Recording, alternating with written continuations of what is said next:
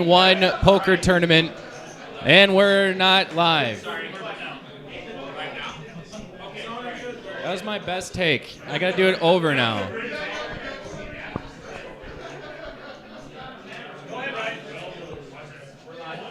Now we're live. We'll do it live. All right. Welcome back, ladies and gentlemen, to the Dakota Poker Tour. We are at the Hole-in-One Foundation in Oaks, North Dakota, at the wonderful Angry Beaver Lodge. To my left, so actually we're down to what, 17 players, 16? I think something like that, and I believe the top prize is $6,740. Is anyone at this table going to be our winner? No. Okay, so we'll go to the second table. They'll be the winner. Happens every time. No one's excited about the prize money. To my left, David. They're excited over there. There it is. That's a ruckus loud table. But to my left, David McDonald. What are you going to do with nearly $7,000 if you win? Pay for gas. Gas is expensive. Absolutely. I don't know where you're going. That's still a lot of gas. And to my right, Shane Falk. What are you going to do with the money if you win? Probably spend more money gambling. Yeah, that's a true North Dakotan there. That's spoken like a true North Dakotan. Well, we're down to our final two tables. We are going to get things started. We'll get the shuffle up and deal from Dana. I'll let Randy take over. And let's get ready and go.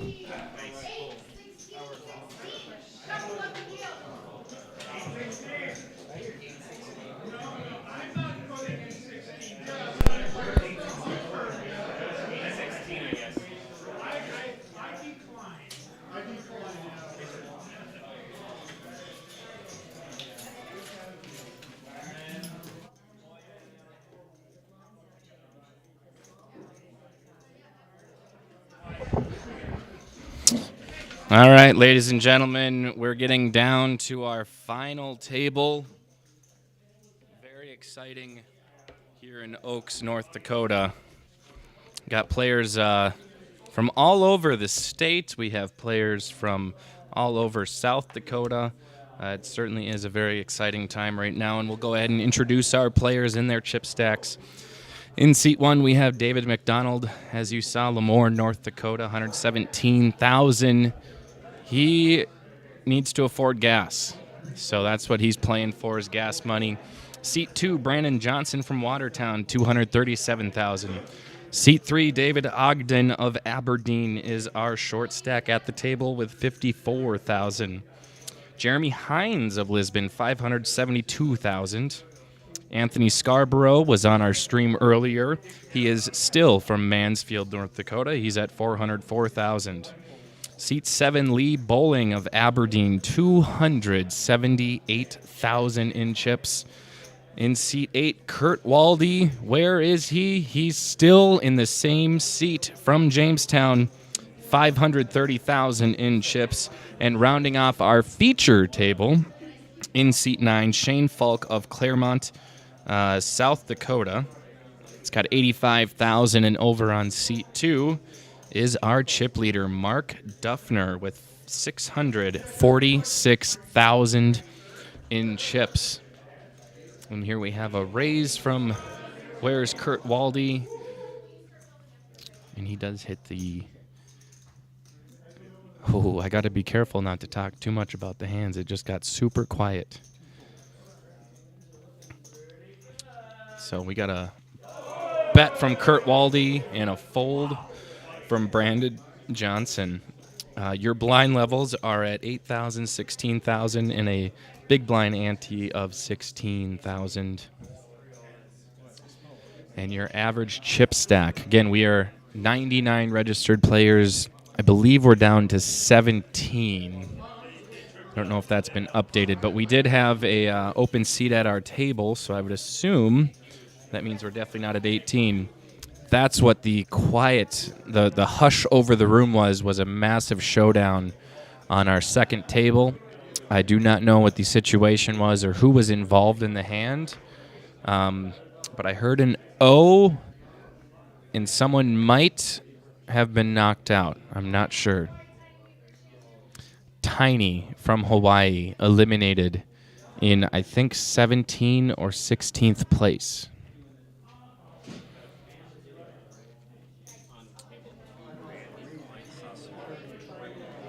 Oh my. So Randy Kleinsasser of Jamestown just had a triple up. That's massive this deep into the tournament. 12 spots get paid, and we have a little bit of a hand brewing here. Jeremy Hines with pocket kings and Lee Bowling with king-queen suited. Jeremy raises to 35,000. Lee calls, and we got folds around the table. Let's see if anyone else has something worth. Oh, David Ogden is shoving all in the big blind. I don't know if he hasn't scanned his cards yet, or we have another dead card, which would be extremely frustrating. There it is. There's his cards. So Dave Ogden all in for 54,000. He is our short stack. That is what you have to do when you are that short stacked. Our average chip stack is 252,000. So 1/5 of the average, and this deep in the tournament, it is time to shove all in. Jeremy Hines probably considering raising here. Try to isolate to just knock David out. Oh, looks like we had a call. We do have a flop out there. Ace 4-5. David is ahead now with that ace, and Jeremy not looking good. He does have one of his kings removed from the deck. A 3, he's got a 9% chance, and an ace on the river gives him 3 of a kind, and he has doubled up off of Jeremy Hines, who was our chip leader at this table. Massive double up. Again, our top 12 places get paid $525 for 10th through 12th. 9th place gets $640. 8th is $820. Then we're jumping up to 4 digits once we get down to 7. $1,050. 6th place, $1,350. 5th place, $1,700. 4th place, $2,100. 3rd place, $3,175. 2nd place, $4,350. This was a massive turnout for our first time here at the Angry Beaver in Oaks. So we're more than happy to be out here and raise a bunch of money for the charity, and also have a really nice prize pool for the players here.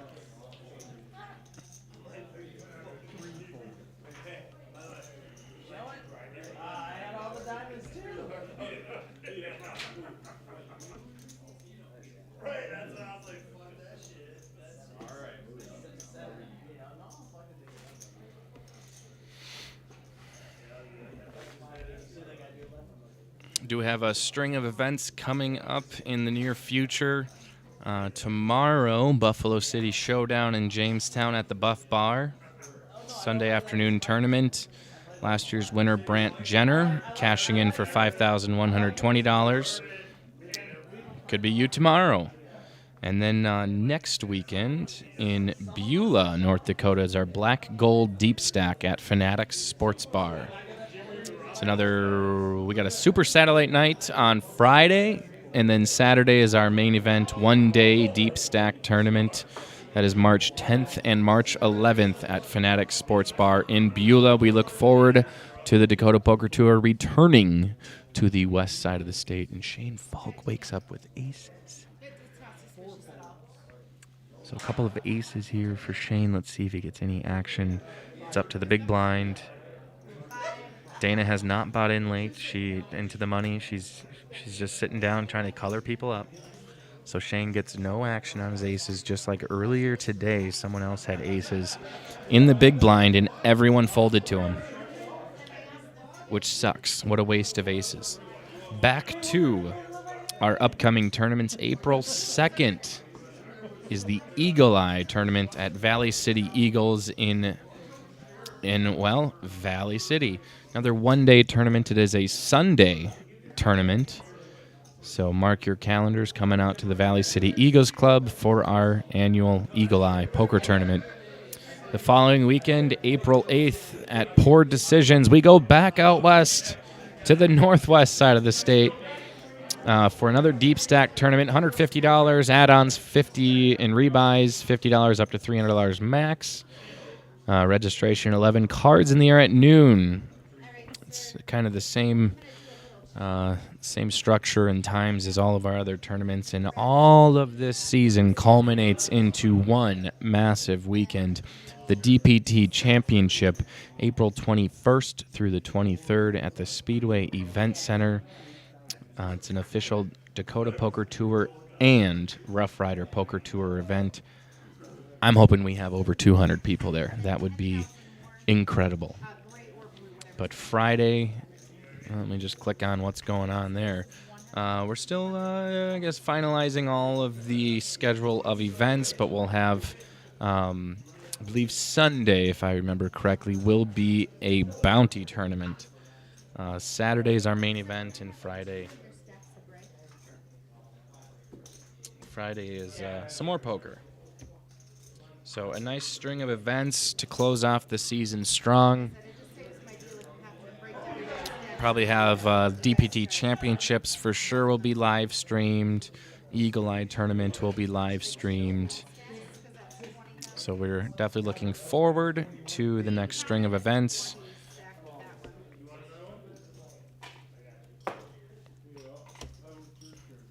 Shane Falk, King Queen suited, is going to be all in for $109,000.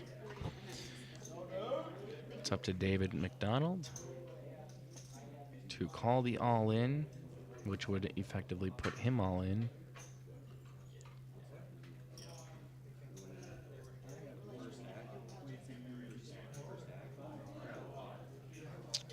Little bit of a decision to make, but I think it's easy to fold on that. It's not, you don't want to call an all in and go all in if you have, I mean, ace five, it's an ace. You're kind of under the gun to start going all in, but not the right time for him. Yeah, I think we were just waiting on everything. So we have a second all in by Brandon Johnson holding ace queen suited. So removing a card from Shane's hand, Shane would have to hit multiple kings or a straight, something crazy or a flush, but we got two all-ins. Lee's certainly folded. Kurt Waldy's folding, and so we'll be heads up between Shane and Brandon. Brandon has Shane covered by about 41,000. And we're just straight up action right now. I love it. All ins. We have a three-way or a triple up on the second table. Some really good action. Ace 7-10 on the flop. 3 outs for Shane. It's going to be a jack. Oh, there's a king. He's got kings or jacks as an out, and a 5 on the river eliminates Shane Falk. I believe that'll be 16th place. We're now down to 15 players. And only 3 away from the money. Once again, top 12 get paid $6,740 up top. Definitely a nice chunk of change.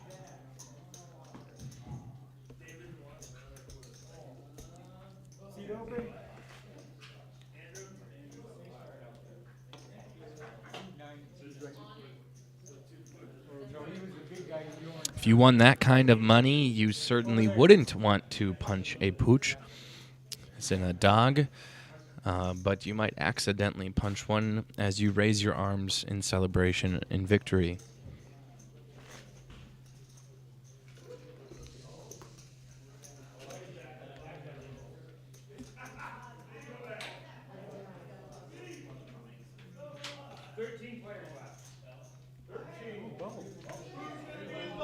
Oh, we're down to 13 players. So that is, we're on the bubble, ladies and gentlemen. That is exciting. Not quite down to final table, but we're going hand for hand since we are on the bubble. We're going to fold around to Anthony, who will also fold. Lee, probably going to fold. Yep, over to Kurt Waldy. David McDonald, Queen 6 suited in the big blind. He might, yeah, he'll just check his option. Hopefully no queens come on the flop. Put David in a weird position. There's 9-8-9. Situation like this, often the first one to bet will be the one to win the hand. That's a bet of 32,000.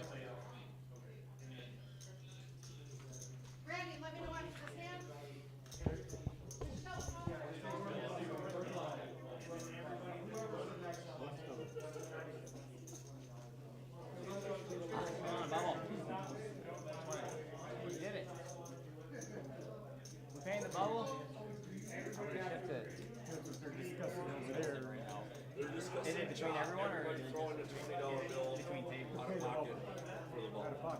Yeah, I'll pay the bubble.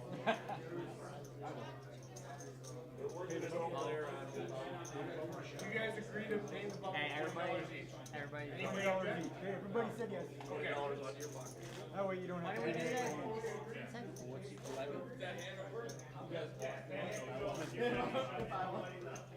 So how much is that? How much is that?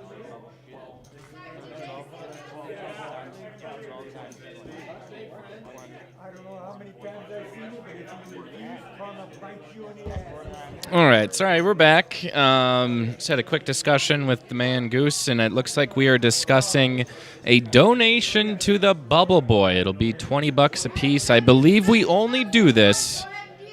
We only do this if everyone agrees to it. And it's kind of an unspoken thing. If you don't want to pay the Bubble Boy or girl, you're kind of an asshole.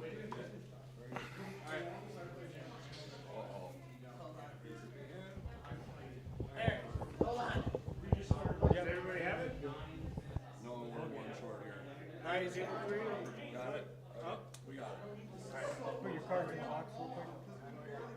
All right. Next person out, come see me. Save your payout. Okay, C3 holds. All right. Well, I guess we were live when we thought we weren't. I don't know. It's fun.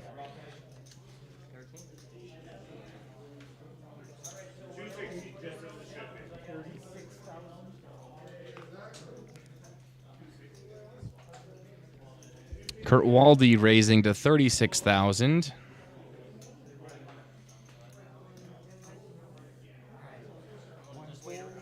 Well, doggone it. I guess we got a blooper reel to go through.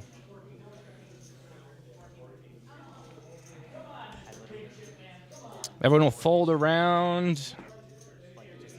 Mr. Where is Kurt Waldy?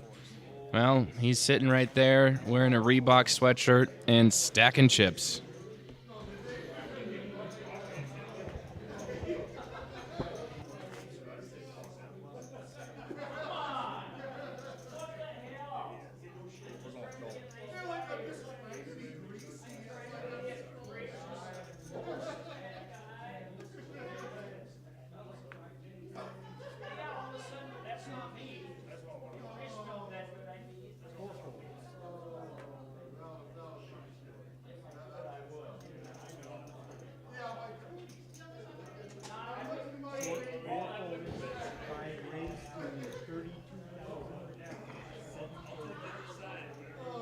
All right, Anthony Scarborough raises to 32,000. Lee folds. Kurt Waldy will call. And David McDonald, only 16 more to call.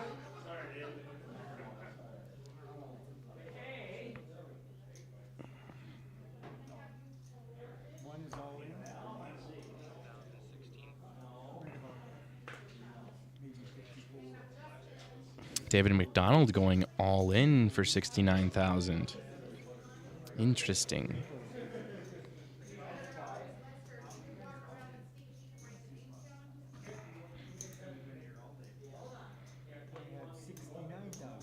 Only 37,000 more to call for Anthony Scarborough. Probably see a call from him. Well, potentially. I won't say for sure.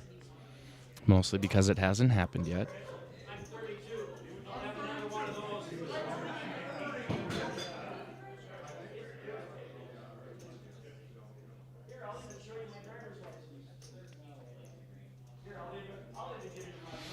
So I think we're caught up. Anthony is going to reach for 53,000 and make the call.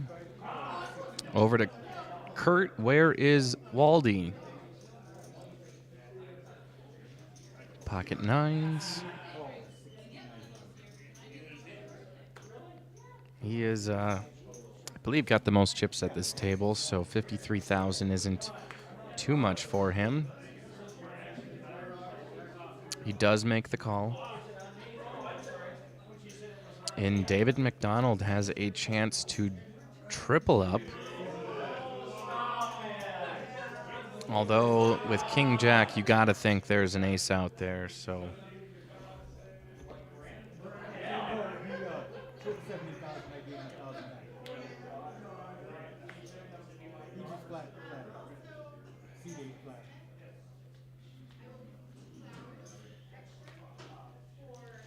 And 10-5 Jack comes up. David has top pair.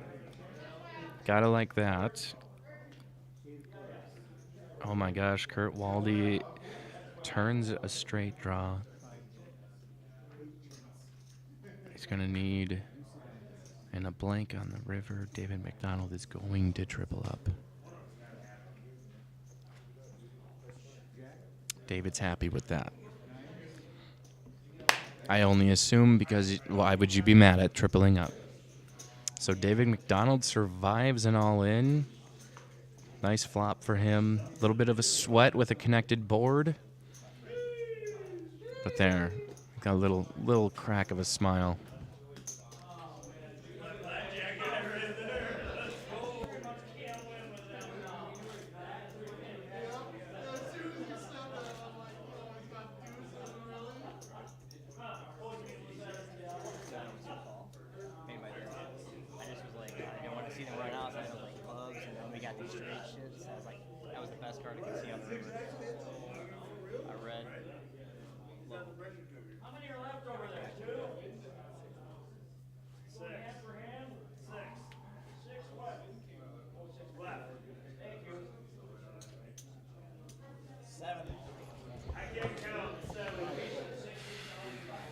Anthony will fold. Lee, 16,000 more to call. And he will raise it up to 35,000. Kurt, where is Waldy, will fold. David McDonald folds. Brandon Johnson will fold. David Ogden will fold. Over to our big blind, Jeremy Hines.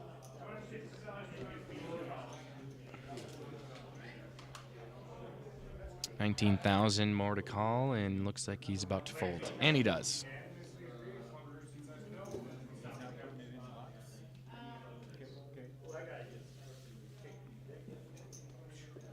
So Lee Bowling will take home some chips. And we're on to our next hand. I do believe we are still hand for hand. I haven't heard that we have knocked out our 13th person and the bubble. Average chip stack is now 350,000. So if you're below that, oops, might want to start making some moves.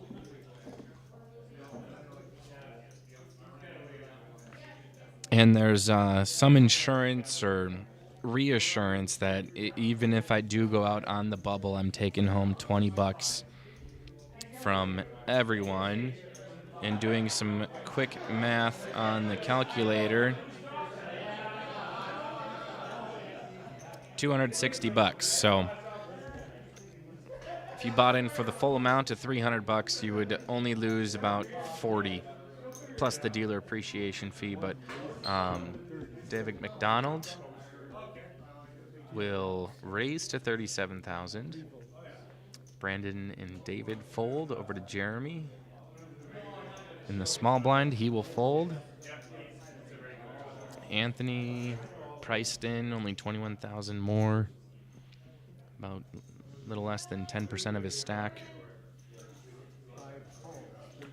And he will make the call, which I like because the strength of his hand is a little masked. And there it is, hits a 9, middle pair on the flop. Gives David the go to to make a bet of 40,000. Although with that ace out there does give Anthony a little bit of pause for concern.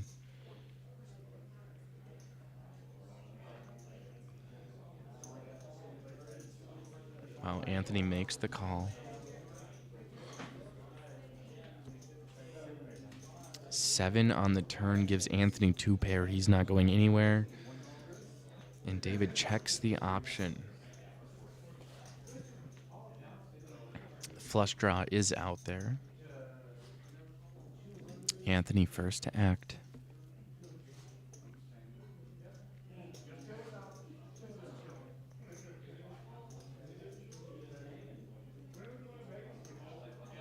Anthony checks. Perhaps concerned about the flush getting there.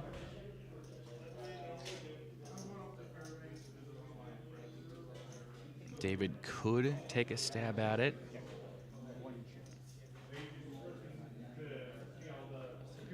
I think David just checked.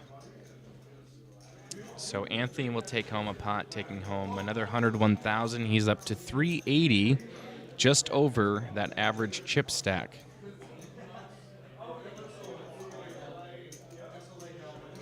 Blinds are at 8, 16, 16.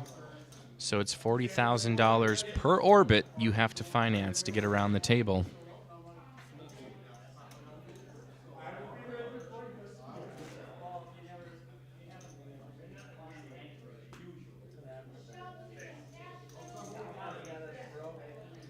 So a lot of mainstream poker measures your chip stack often in how many big blinds you have, but I think that's inaccurate because, well, in instances of this format, you have a big blind ante, and don't forget about the small blind. That's chips coming out of your stack. Why can't that be factored in? I like the method of the price that takes to make one orbit around the table. I think that gives you a better picture of, it puts in perspective your chip stack.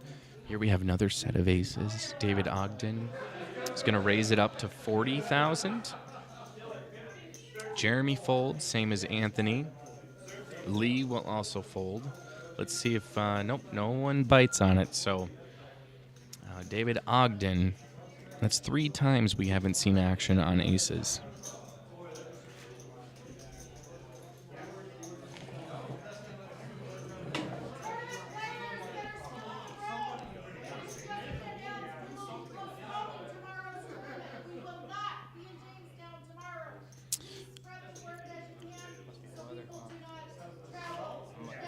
Okay, I am just hearing now,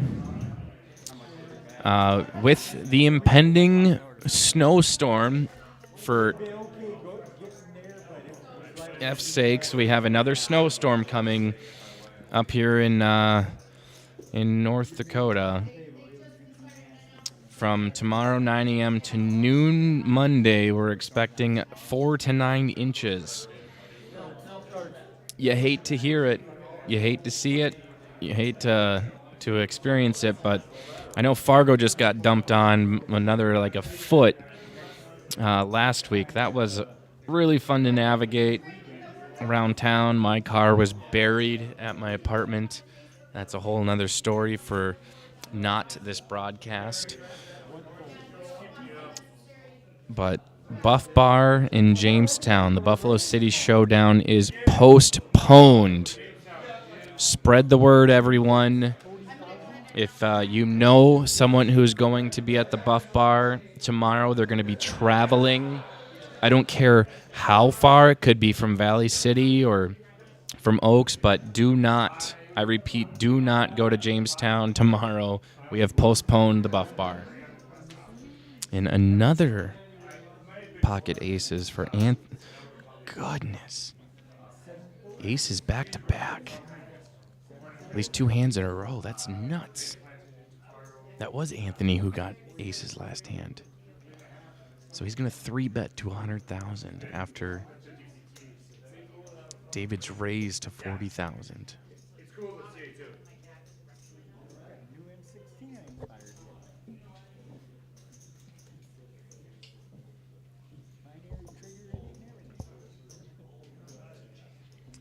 David sizing up a call.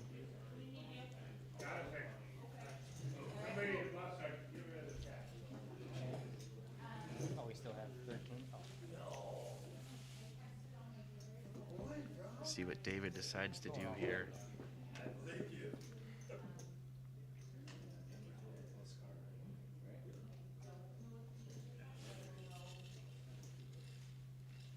Only 122,000 left. Yeah, he's gonna fold.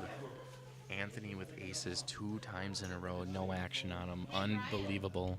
Rebecca, can you please let them know that we did get a postponement date of April 16th? That tournament is on April 16th, please. You can hear Dana. Yep, April 16th, Buff Bar, Buffalo City Showdown. April 16th is the new date. We are quick at rescheduling. And joining me on the stream is Chad Rexine of the Hole in One Foundation. How's it going, Chad? Pretty good. Scoot on in. Hey, we can. No one will see us, but we'll shake hands. How about we that? can shake.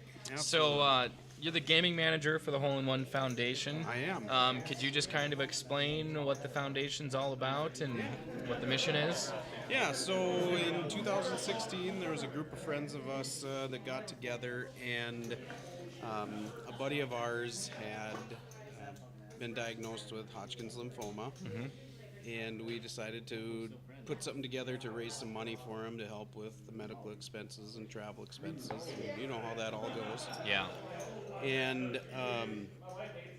it turned out really well. We did a golf tournament, and we did a silent auction, a live auction, and we still do that yearly to this day. It was a really good success. I mean, we raised a lot of money, and we realized we were pretty good at it. So we thought, well, let's make this a yearly deal, and you know, we're all a group of young country folk, Christian boys that wanted to, you know, serve God, and our goal was to serve God by providing relief to those who've been burdened by some type of a major financial, you know, a life-changing event. if you will. And so then in 2019, we got into gaming, just to try to keep that revenue going, because every year we would, you know, exhaust all the funds that we would raise at that annual event. So we started in 2019, and since then we've been able to distribute, I think we're nearing around that little over $300,000 in the Greater Oaks area. Wow. Yeah. So it's just been it's been a great foundation we've had. We have 6 board members. We've switched them out every once in a while. I'm no longer on the board as an employee, but yeah, it's been a great thing for our community, and it's been a great thing for us that are serving. Yeah, wow, it sounds like it. I think I just saw David Ogden eliminated. He must be the bubble boy. So he's gone. We're not quite down to the final table.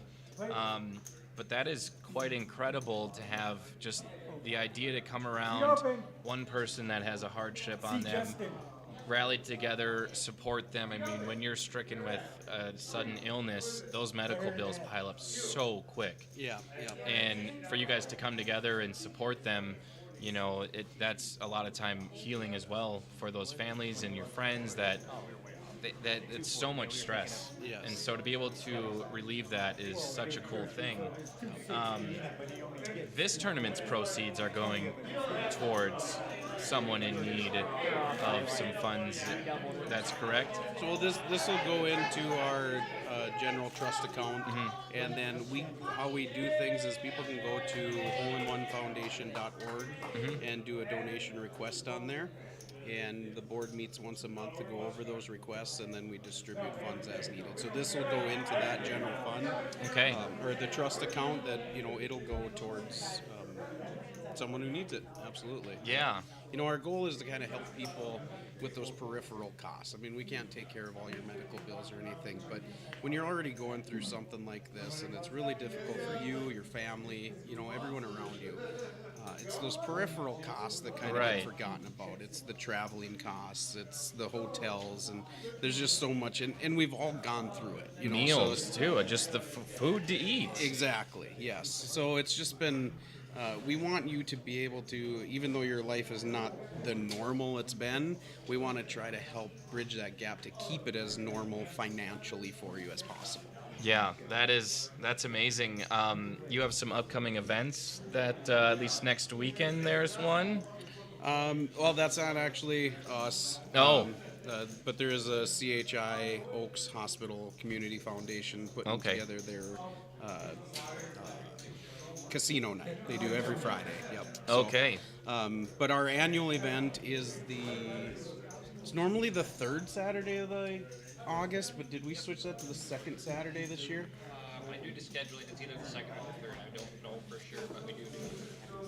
So coming up in August will be early August will be the next golf tournament down here. Yep. That'll be our 8th annual. Wow. 9th annual tournament. Get a team together and let us know. Yep, Yeah. we do. It's a 4-person scramble, and we've always had a wonderful turnout. We do a silent auction, a live auction. It's really just a fun time getting out there. Gun boards and the works. Yep. Wow. Food. Yep. And Cody Slusher's the one to contact for that, or is it? You can Facebook us. Okay. You know, Hole in One Foundation. We're on Facebook. But yeah, I mean, really any board you can get a hold of Cody. That's fine. You guys know Cody. Probably a lot of people following Yeah. here knows Cody pretty well. So get a hold of him, and he'll get the right answers to you. Awesome. Well, yeah, check out Hole in One Foundation. They do some really incredible things for this tight-knit community. Just hanging out at the Angry Beaver last night, having dinner, just realized that you guys are there's such a good sense of community in this area that it's really special, you know. Yeah, everybody knows each other. So when we do these events and things like that, man, we really get a good following, a good group of people that come together and just rally for that person in need. Yeah, awesome. Anything else you'd like to add? I don't think so. Nothing at this time. Okay. I appreciate you having me on here and talking about us a little bit. And like I said, if someone that you know or yourself is in need or going through a hardship at this time, go ahead and jump on holeinOneFoundation.org and check out that donation request tab. Awesome. Beautiful. Well, thanks for joining me, Thanks Chad. a lot, I buddy. super appreciate it.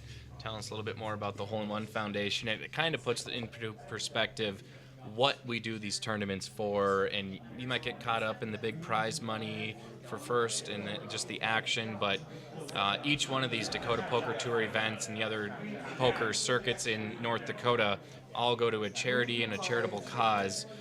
Whether it's donating to people in need or supporting some youth programs, whatever it is. So that's something pretty special about the state of North Dakota, and something that we get to be all a part of in helping. So, and I'll add too that you guys at Dakota Poker Tour, you did an amazing job here. I've never been to one of these events. So I don't know if they're always this amazing, but this one was truly amazing. And I hope we get to continue to do this yearly or twice a year, as many as we can, because this has been fun. It's been a good time. we've And enjoyed the venue. Dana she's remarkable. Good. So, Yeah. Well, thank you very much. Yeah. We appreciate those words. So, Yeah. well, thanks for coming on. yeah, sounds good. Yeah. All right, get Hope back to it. see you at some more poker tournaments then, maybe in Valley City or Jamestown. But now you got me hooked. Right? I know. We'll appreciate it. Yeah, you take care. Big ones, Mr. First, any remaining chips today? I think Cody's gonna sit down now and talk about poker. What happened while we were chatting? I was listening to you guys chat, but just for an update, Dana got it wrong. The tournament got rescheduled to Saturday, April 15th. Ah, Not It is okay. Sunday Saturday. the 16th. Saturday the 15th of April. Okay, so that's gonna be sandwiched between Tioga and the DPT Championships. So the Saturday, April 15th, Buff Bar in Jamestown. Thank you. come on out and play some poker. Supports Progress Enterprises is the supporting charity. David McDonald all in for 206,000. See a fold from Brandon. Jeremy folds. Cody, how'd your poker tournament go today? It was very brief. Very brief. Kim Rasmussen is on a heater. Took me 3-4 hands in a row where he just pummeled me. So that will happen. He's a force on the felds. He is. He's good. You couldn't give your chips to a nicer guy. Yeah. Kim Rasmussen. Shout out to him. Pleasure. He's been a staple in the community for years. And always one guy you don't wish any bad luck on unless you're in the hand with him. But other than that, you want to see him succeed. Yeah. Great guy. Brought some new players out today. Oh. Just for this hole-in-one event. At least 2-3 guys that hadn't played in a tournament before. Wow. From the Foreman, Havana area. So it was a pleasure having them out. And hope they continue and join us in some more events as we go down the road. Heck yeah. Well, we're hoping to see you on some more final tables in the future. It's coming. It's coming. It's coming. I have a feeling you've just been busy with other things where you haven't played as much poker. Has there been? No, I haven't been playing as much poker lately. I decided to take a little bit of a break from it, and then just getting back now, getting the grind back up and the study on the books. We'll start winding up here again, getting ready for the World Series of Poker. And on the other weekends, I got my kids, my 4 kids, and on those every other weekend, I take that off and enjoy family time. That's as fun as poker is. Family time's more fun and more important. So. Yeah, I mean, if you play poker in this state, you could do it every weekend, traveling all over, and you forget, I got a life at home too. Absolutely. So taking those mental breaks from anything might help refocus. Looks and like we got a hand going here potentially. Anthony Scarborough going all in. See if we get anyone calling. We do not. I think we're down to 12 players. I believe so. I got it right here. The Bubble Boy. The Bubble Boy has gone. I think it was Dave Ogden. So we're down to 12 people.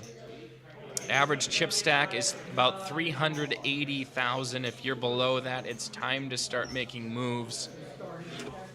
When you make it this far in a tournament and you're a little short stacked, is there some kind of a strategy to it to try to get your best chance at winning and building your stack up? You know, in my opinion, at this point in time in the tournament, it is, as much as you want a ladder, the ladder going from 12th to 9th, and you want a final table, you got to play now to if you're a short stack, you got to try to put yourself in a position to accumulate chips, put yourself in a position at the final table to win, because the ladder's just not that high. If you're a short stack, I'm looking to shove here with any pocket pair, probably 2 Broadway cards. If you're sitting here below 10 bigs, like it's time to get it in. So you describe your chip stacks as a big blind. I like to do it. I was just talking about this, and I guess everyone watching, I like to know what it costs to finance one round around the table. Oh, absolutely. I like to look at it in that perspective more because there's the big blind ante and the small blind. People forget about it. Seems like not every tournament has the big blind ante, but it does cost more than just the big blind. In fact, when you're on the big blind, it costs twice as much. Correct. So, I mean, right now blinds are up 10, 20, 20. I look at it as if divide your stack by 50,000, and that's how many times you can go around the table. That gives me a better perspective on how fast I need to shove and how I need to just kind of be a little bit looser, find a high card, and then go all in. So, well, we got an ace 8 here versus an ace king. I believe bowling might get some action here. A 3-bet by bowling. Fold around back to Anthony. I think he's going to make the call here. 2 bigger stacks. They do have the luxury of waiting for a more premium hand that might factor into Anthony's decisions here. And he will fold. He will let it go. Not a bad idea. You're sitting at 357. 3 players left to the final table. You have the luxury of, I don't need to have a coin toss here or find out I'm massively behind. Massively behind, yeah. So yeah, he's given Lee a bigger chip stack and potentially the chip lead. It's just not his spot, and I don't No. blame him for letting it go there. Kind of thought maybe he'd come along with that one, maybe see a flop, but either way, he doesn't spike an ace or anything. He's probably walking away from it. It's probably just too costly for him, and I don't blame him for tenting up his chips there. I mean, you spike an ace on the flop, You're and going to be in some trouble. yeah, it's going to be harder to get away from pair of aces rather than ace high. But Jeremy folds, Anthony folds, Lee folds, and we're on our 9.5 hours of playing. At this point, fatigue has to come into play with these players. It always fascinates me. I can't have the attention span. David folds? Jacks. Those are the kind of things you see on here that are like, what? Is it? Yeah, I mean, you want to double. You need to accumulate chips at this stage, especially if you're under that average chip stack. But Yeah, that's definitely a missed opportunity. It's hard to make pairs in the game as it is, and when you get dealt, jacks are one of them hands that tends to get guys in trouble. I mean, there's just so many overs, but it's definitely worth, seeing a flop at yeah, least. you can call that. You can 3-4 bet it. I mean, there's a lot of different ways to play that.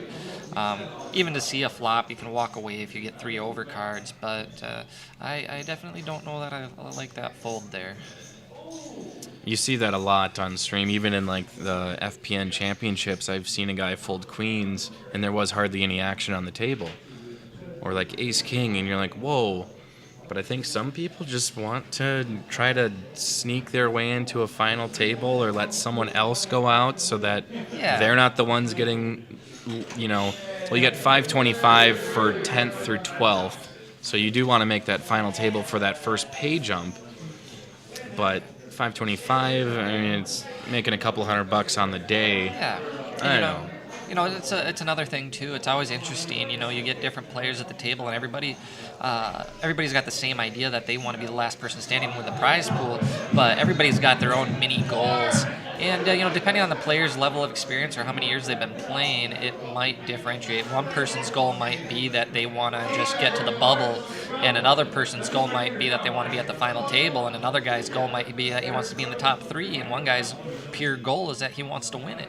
And and so that kind of goes into some of the decision making sometimes, whether that's the flawed view of thinking for optimal value on certain hands.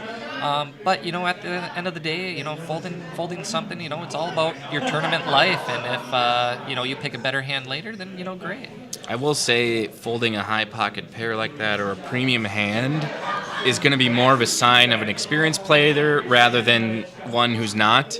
And I think anyone who makes it this far in a tournament is going to have some pretty good experience under their belt and some luck. But everyone experiences luck in the game of poker. Don't have to be good at it to get the luck. But yeah, I've seen David for a few years now. So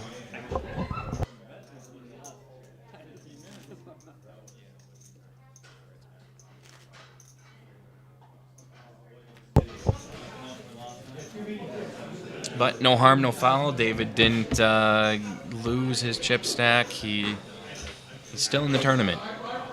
And we're not. So but still having a fun out here in Oaks, North Dakota on a Saturday before the storm. This is our first time out here for poker. Last times I was out here prior to this job, I was selling meat door to door. Selling meat door to door. Yep, steaks, chicken, pork, seafood. I went door to door in this very town, and I'll tell you what, I made some good money here. Met some great people. Who knows? I might have even talked to you years ago. This is like 2013. You might have pounded on my door. I might have pounded on your door. Might have pounded on my door. And other locals here that are playing in the tournament, I could have very well talked to them as well. So, Brandon Johnson raising to 40,000. Anthony, easy call, probably easier raise.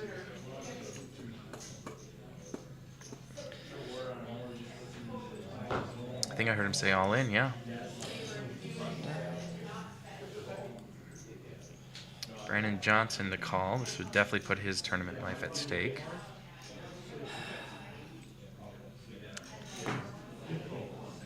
A little bit of an advantage with the suited connectors, and he will make And the he call. makes the call with Jack 10 suited up against Ace King. Definitely a difference between going all in with Jack 10 suited and calling an all in with, oh my.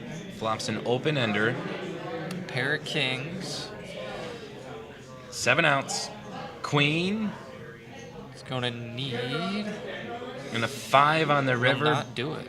Brandon Johnson will be eliminated in 12th place. He will be taking home $525. So our first elimination in the money. The next 2 players to be eliminated will also take home $525.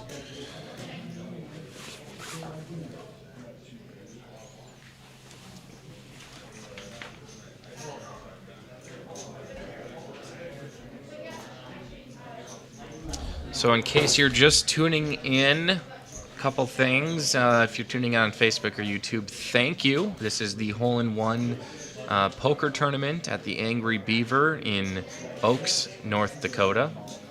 And if you are planning on playing at the Buff Bar tomorrow, you will be walking into an empty building. We are not going to be there with the incoming winter storm blowing through the entire state, expecting 4 to 9 inches. We are postponing rather the Buff Bar tournament for Saturday, April 15th.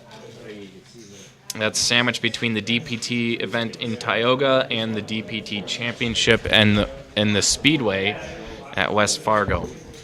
Stay tuned for more of those details. But we're glad we were able to postpone the Buffalo City Showdown rather than having to cancel it altogether. We do have that one weekend available for a tournament. So stay at home, be safe, don't drive out there, and if you do have to be traveling, pack your emergency supplies. It's going to be crazy out there. But yeah, we are down to 12 still. 11. Down to 11. If you want to check out the live updates of the tournament, you can head to dakotapokertour.com, click on live updates, and you will be directed to the hole-in-one main event page, where you can see the average chip stack, our prize pool, the number of registered players, all the pertinent information of today. Also can see all the upcoming events, some news, videos, all of our venues, and a whole bunch of good information on our new website, dakotapokertour.com.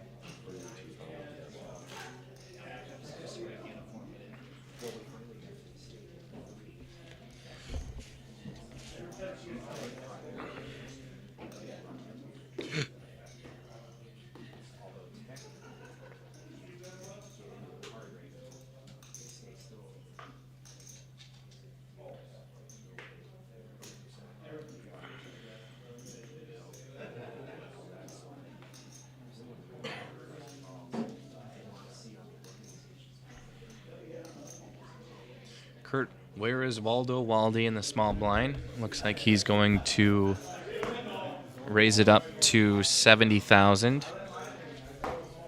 David McDonald. Oh, David McDonald is all in, and Kurt will call. So David McDonald folds Jack's pre-flops, and in the big blind with Ace Jack will go all in. Spikes a Jack on the flop. Very well might be doubling up here. Needs to dodge. No diamonds. That's going to give him the check mark. David McDonald will double up, get up to 432,000. Kurt, where is Waldo Waldy? It's going to be chunked here for about 200 or so thousand. So who was once up near the top is now down in the middle. And he is under that average chip stack, which is now up to 412,000. 11 players remaining. We have 2 eliminations away until we final table.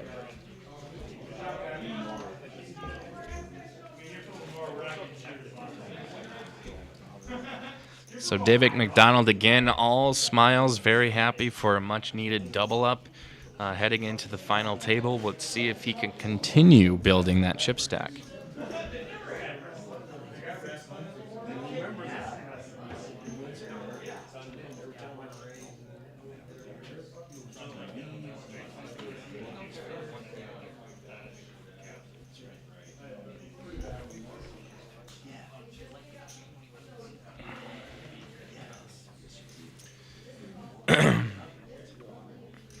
Lee Bowling will be throwing a stack of blues out there, totaling 100,000, raising it up to David McDonald, waking up with a better ace hand.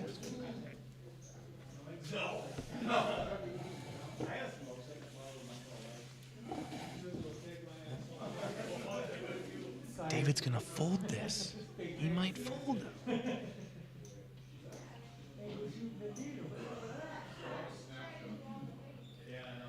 Looks like Lee raised here. Wow. It's definitely a little inconsistent play. Folds jacks, goes all in with ace jack, doubles up, next hand gets ace king and folds to a 80,000 chip raise. It's a 5x there. You can call that. And Comfortably, he's got 400,000. you could even re-raise that and take over the control of the pot post flop. There's a few different ways to skin that cat, but I don't like that fold there. I mean, worst case scenario, you're flipping. Worst case scenario, you're a 46 dog. But always keep in mind that we can see the cards and they cannot. So Yes, we are not in their shoes. So you can always, you just have to, we have to remember that. Jeremy Hines waking up with a ace jack suited. I hate when there's just a lull in the commotion outside, so you have to quickly muffle your voice. So sorry if there's a lot of up and down. But we'll see if old Jeremy will take home the blinds and antes, and part of those blinds were his. That's a win. If you want to check out our leaderboard, DakotaPokerTour.com/leaderboard, we can see Alfred Castellanos is in first place as of yet. 1 cash, 1 final table, and 1 title. That must have been a Rough Rider DPT event, or that was a tournament I did not attend. Second place, just a couple hundred points behind Alfred, is the amazing, awesome, bossum Habib. 1 cash, 1 final table, and 1 title. So go ahead and check out our leaderboard. You might be on top. We got Rob in the top 10, Rob Urbach. Tommy Hill's in the top 10.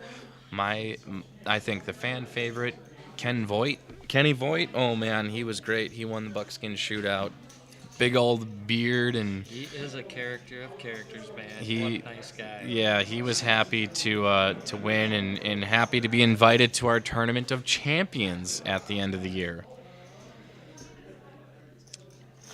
Bradley Craig, Joel Clipping, all they're in the top 20. Chase Lardy, 22nd place on the leaderboard. So yeah, if you want to check out our leaderboard, DakotaPokerTour.com, head over to the leaderboard tab.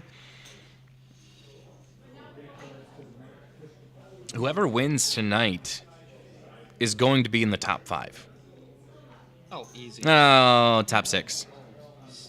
$6,740. They will take sole possession of 6th place, only 20 points behind Joshua Lansdorf, who won a tournament where? I don't know, but we can click on his player profile.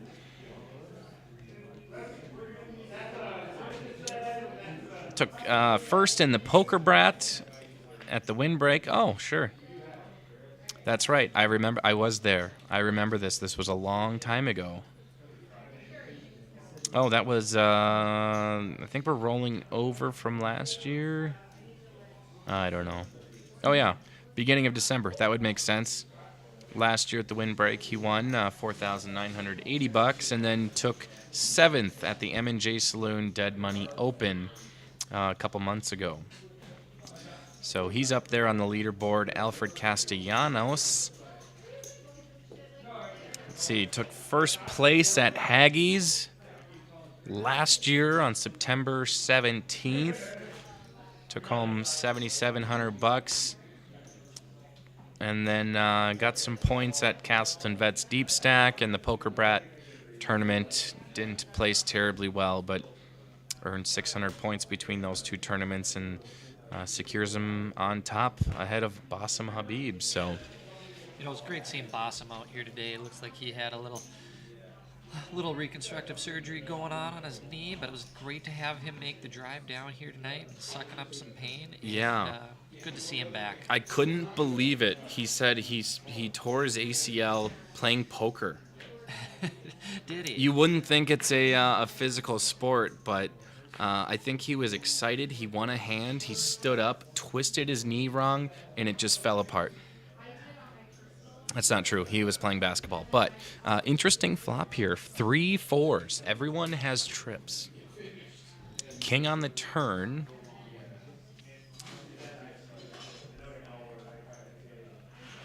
Interesting.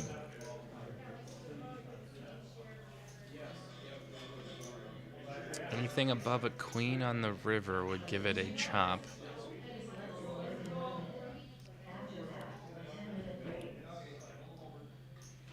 David is going to put in 30,000.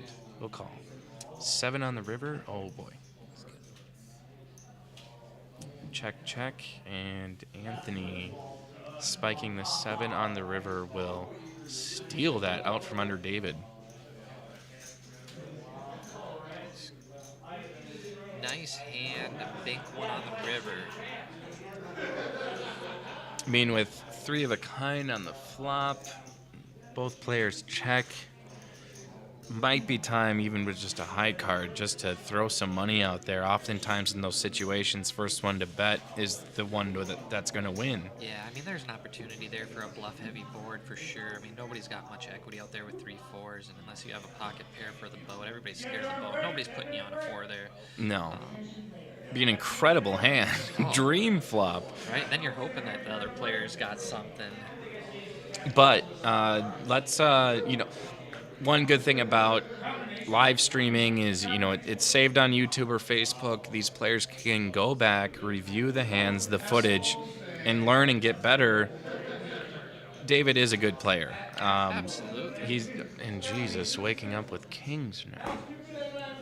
In the small blind, he's going to shove all in. Jeremy is going to fold. I think we're on break.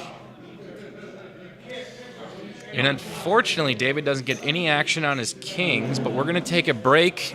I think maybe a 10-minuter. We will be right back. Hopefully we dwindle down to our final table. We'll see you guys all on the other side.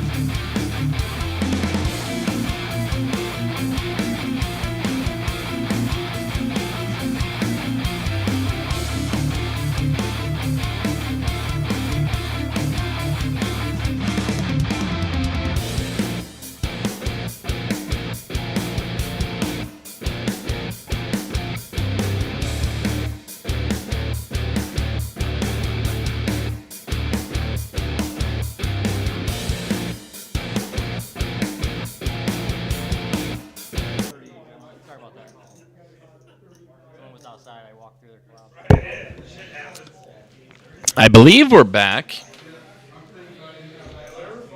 Down to not many people. It's 11. 2 more, and we're final tabled. So not quite going hand for hand. Switching out dealers. We got world famous Heath. Randy's going to take a break from the feature table.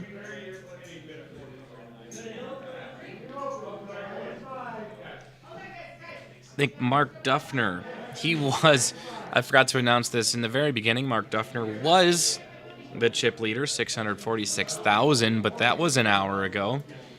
So I don't know. I should have seen who the chip leader was. Paul Johnson is our chip leader. Put a post up on DPT, our live update.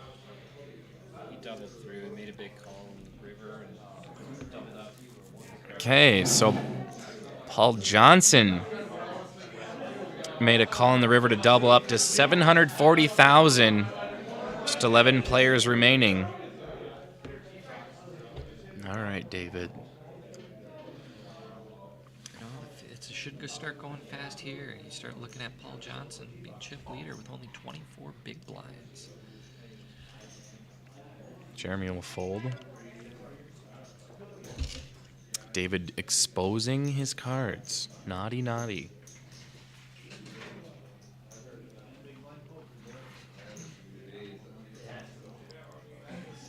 You mentioned before the break, Brian, that yes, players will be able to go back and replay the live stream at a later time. It's a great opportunity to go back and pick up some different holes, maybe in your game or the way your opponents play, and go back and study it and take it into for future tournaments. And you kind of remember what you were thinking through your hands. It's a great opportunity tool. I use it all the time. I put it in the background, and whether I'm watching other players or watching myself play, it's a great way to do it. I'm glad that the Dakota Poker Tour streams this and records it so that we can rewatch them. Get to rewatch some of your follies and maybe some of the great hands. I know there's plenty of notable ones over the last couple of years that be fun to go back and watch. Even as soon as our blunder in the beginning of this live stream, where we thought we were live and then we didn't think we were live, and we were live the whole damn time. David will check his option in the dealer. He's big blind. Oh yeah.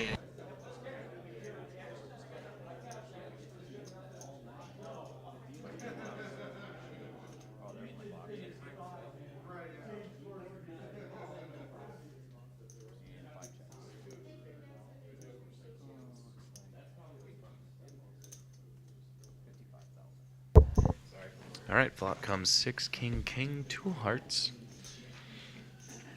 I think Anthony checked. David must have bet and won.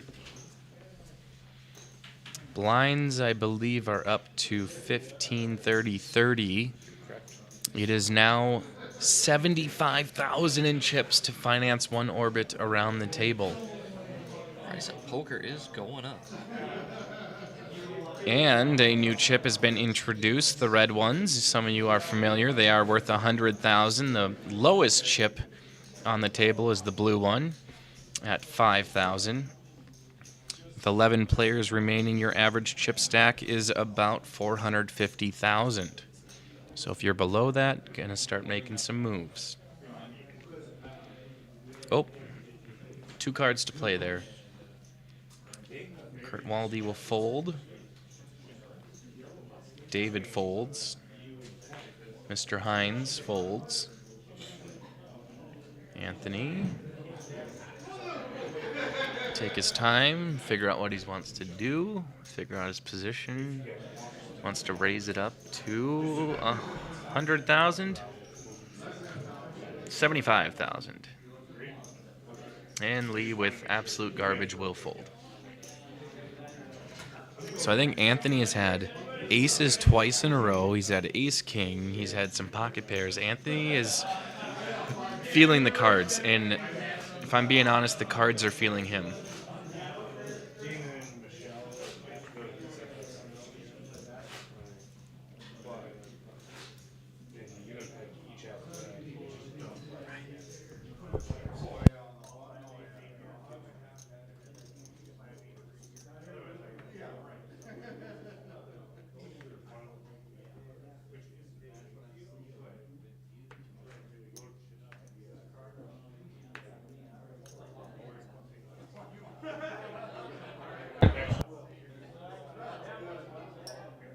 I don't know what it is.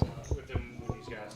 There's something buggy in the software that's allowing the person on the button to check their option of checking when they have no chips in the middle.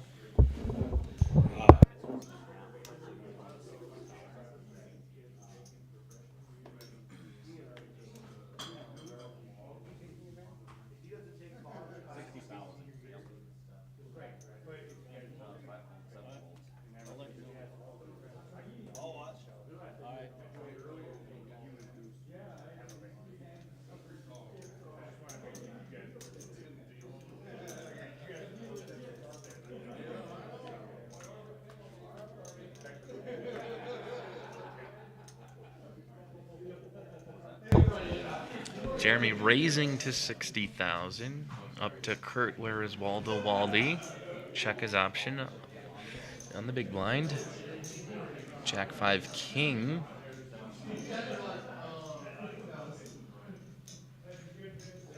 See if Jeremy gets aggressive. He does bet 70,000. Kurt will fold with nothing. Wisely.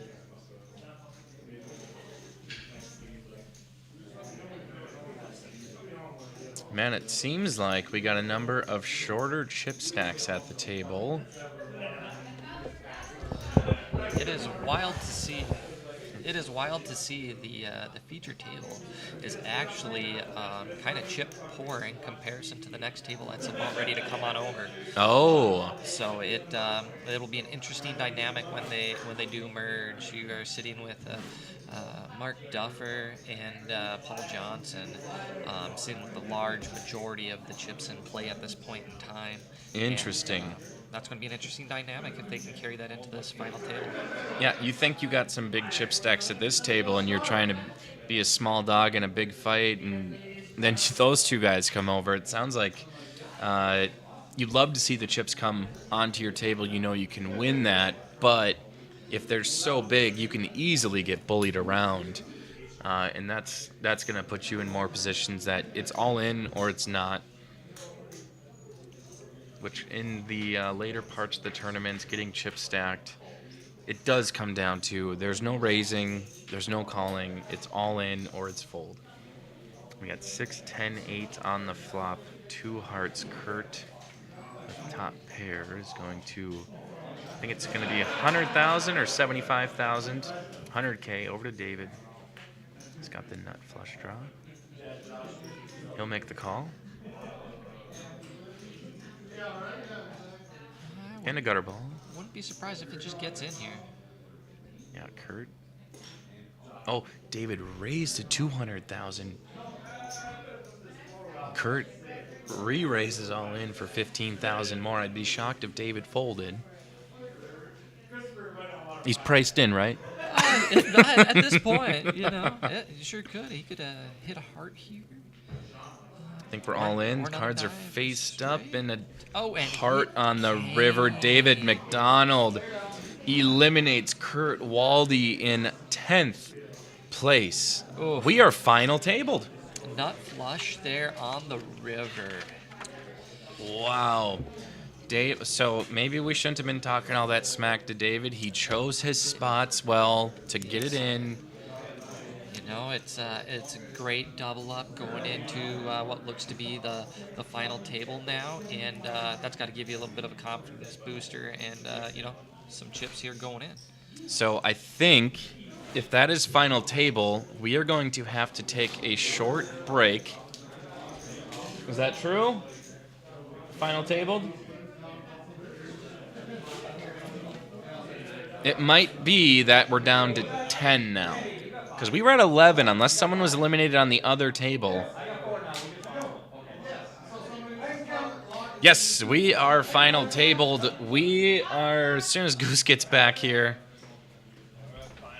we're going to take a short break. We're going to get names, chip stacks, and all that good stuff. You're watching Hole in One main event in Oaks, North Dakota. We'll see you all very shortly.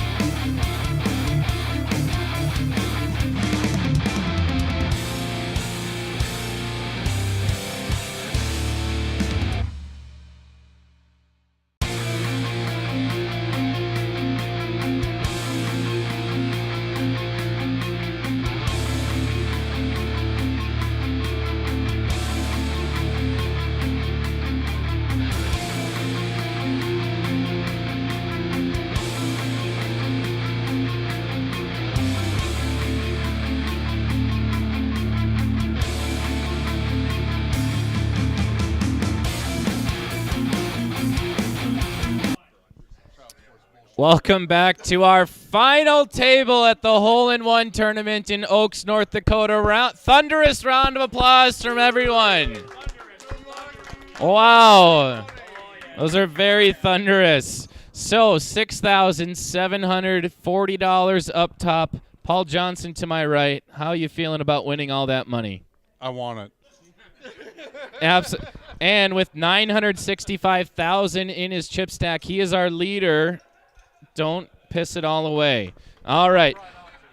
David McDonald still to my left. Any changes on what you're going to do with the money? Gas, and I'm going to buy my kids presents. There you go. Buy the kids presents. Does anyone think they're going to win here besides these two? No? Okay. So we'll look to either David or Mark as our clear favorites to win. We're going to go ahead and get started on our final table. Big money we're playing for here. Good luck, everybody. I'll see you on the monitor back there.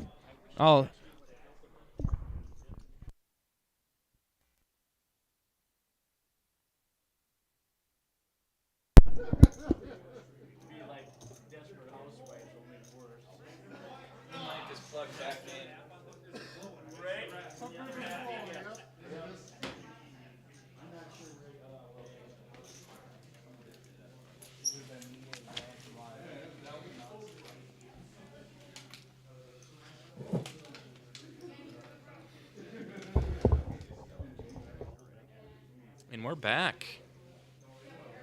Back with Cody Slusher in the booth. We are finally here. After an amazing 100-player turnout today, we are down to the final 9 players. This is what everyone's playing for. It's the big bucks. 6,740 up top. That's not bad for $150 to a $300 buy-in. That's incredible. That means a lot of players bought in for the full amount. Second place, $43.50. That's nothing to sneeze at either. So, yeah, we're playing for some big money here. And first time in Oaks, maybe one of the first poker tournaments down here in a while. Yeah, I don't remember the last time there was one here. Probably would have been back to like the Wild River poker days. Oh, wow. That's quite a while ago. Probably 7-8 years, probably. Yeah, so looking forward. Someone here today will be playing for a $1,500 World Series of Poker prize package. If they win, invited to the Tournament of Champions. We have Player of the Year implications on the line. The person to win this shoots up into, I think we discussed, 6th place, not far behind our leader. Guaranteed 6. I mean, we got Mark Duffer here, probably shoots up into 1st place. Duff is definitely shooting up into 1st. So this is, and then also I believe that's what I was missing is on that Speedway event. I believe Friday night is the player appreciation free roll. So a lot of crazy stuff going on. But here we're going to go ahead and Mark Duffner will fold, Lee will fold.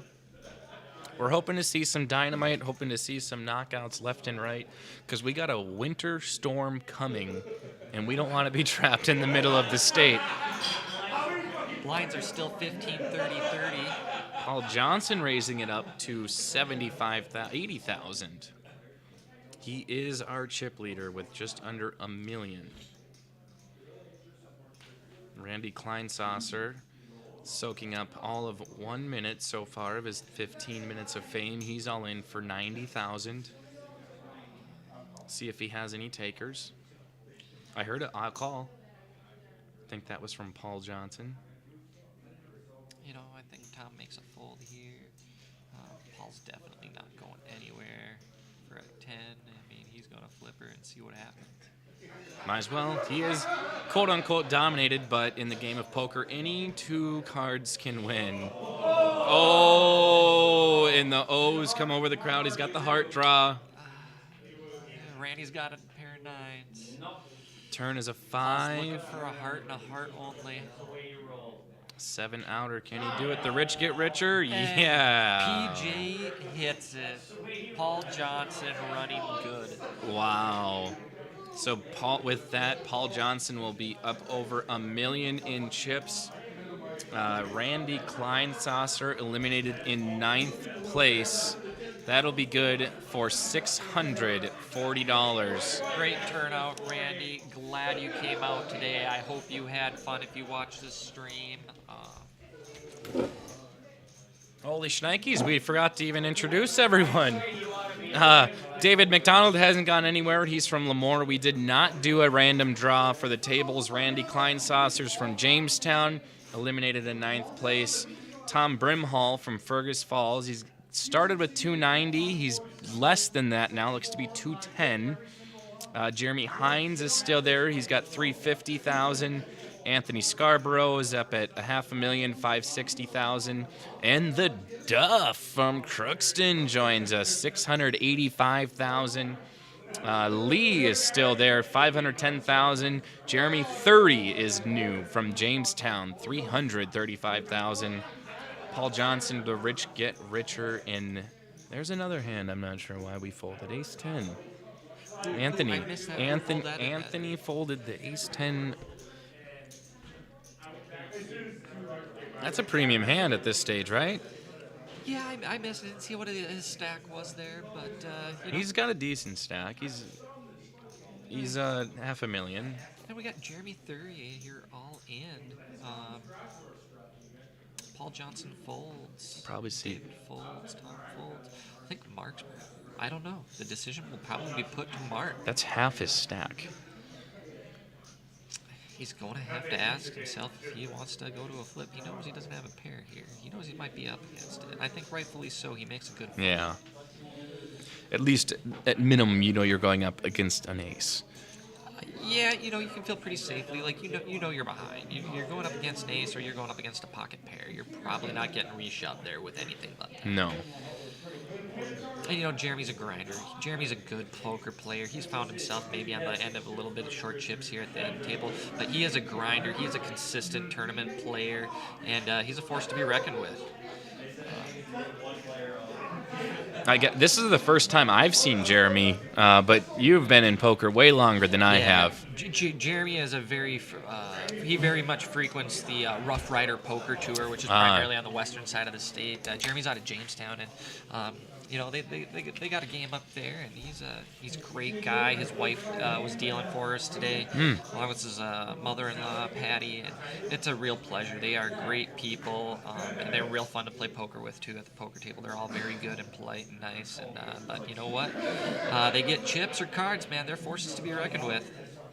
And he just got a little bit richer, so a little bit more of a chip stack that would give some of the middle chip stacks, even the higher chip stacks, just to pause and know that they're going to get chunked for a pretty decent amount if they call an all-in by him. We'll fold to Jeremy. Jeremy folds over to Paul. And Paul, with 30,000 to go in the hijack, will make the call. Well, he raised to 80,000. David will fold. Paul's got some chips here, and the guys are just being a little tight, and he's going to put his chips to work and start working on bullying the table and try to grow his chip stack. He's just going to keep his chips in play, which I do not think is a bad idea.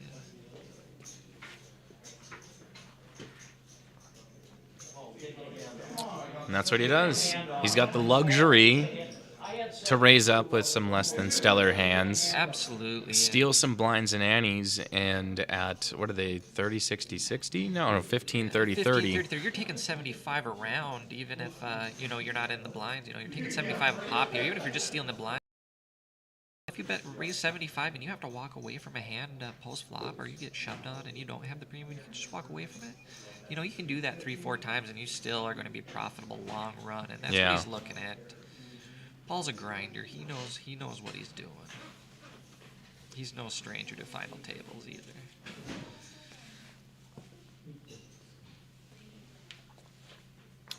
Jeremy will fold. Paul now. It also tells a story that I'm getting good hands from Paul to be constantly throwing his chips in even when he might not be. But Paul will raise it up to 80,000. Tom will fold.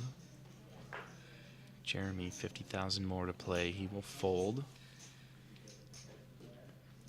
Anthony. He'll make the call. And the duff will fold. I've had a hush of silence fall amongst the crowd. It's getting serious now here, Brian.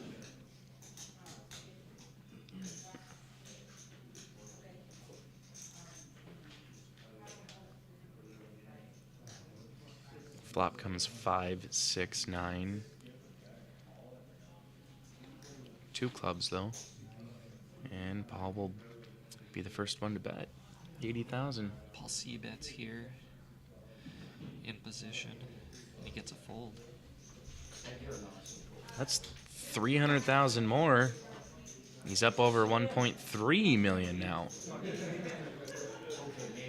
Will anyone catch up to Paul? Will anyone put his chip stack to check, chunk him for something, and put themselves in a position to run even deeper into this 10.5-hour tournament thus far? He told you, Brian. You asked him. He said, I want it. He wants He the money. wants He it. wants the win. Yeah, a man of very few words on the microphone, but on the table, he is a chatterbox. Man of all smiles.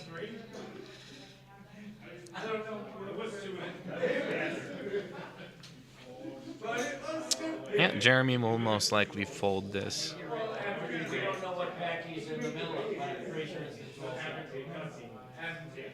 Paul will bow out. I'm sure there's a sigh of relief from the table that they're not going to get bullied around by the big stacks.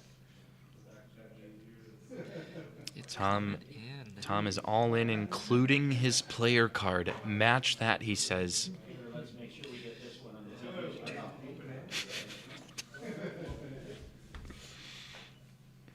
Anthony Scarborough has a decision to make.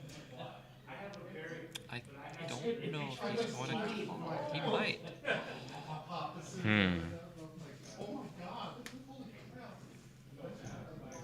It's a good fold. Yes.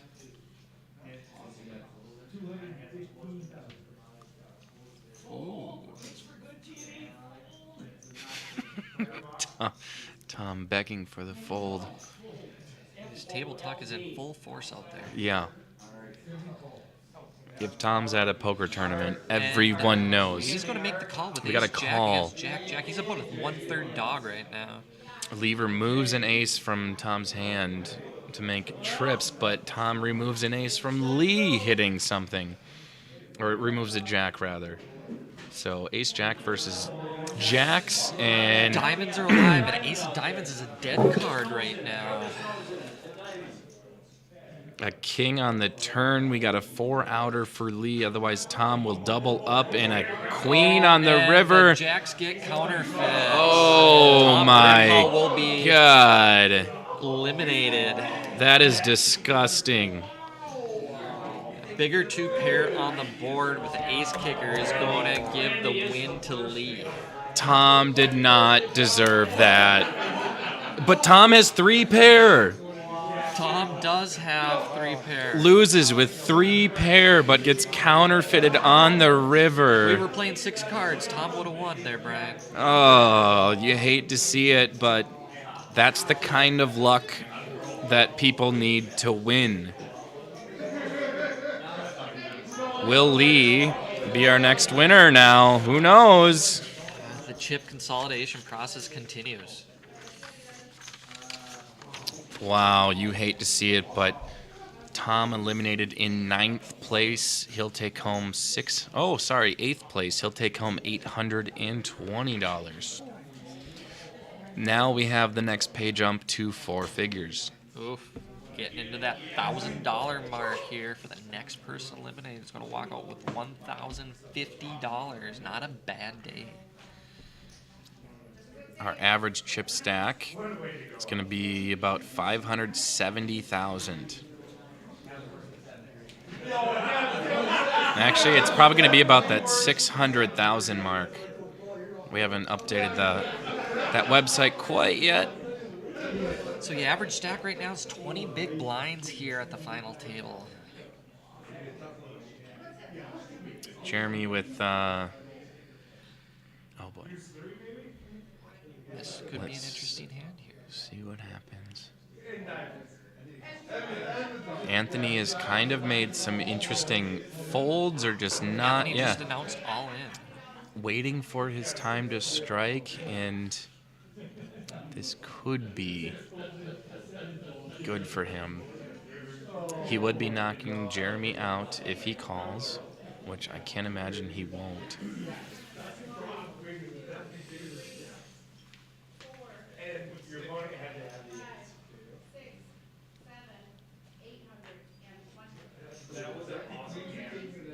About 7 big blinds right now with Jeremy Hines.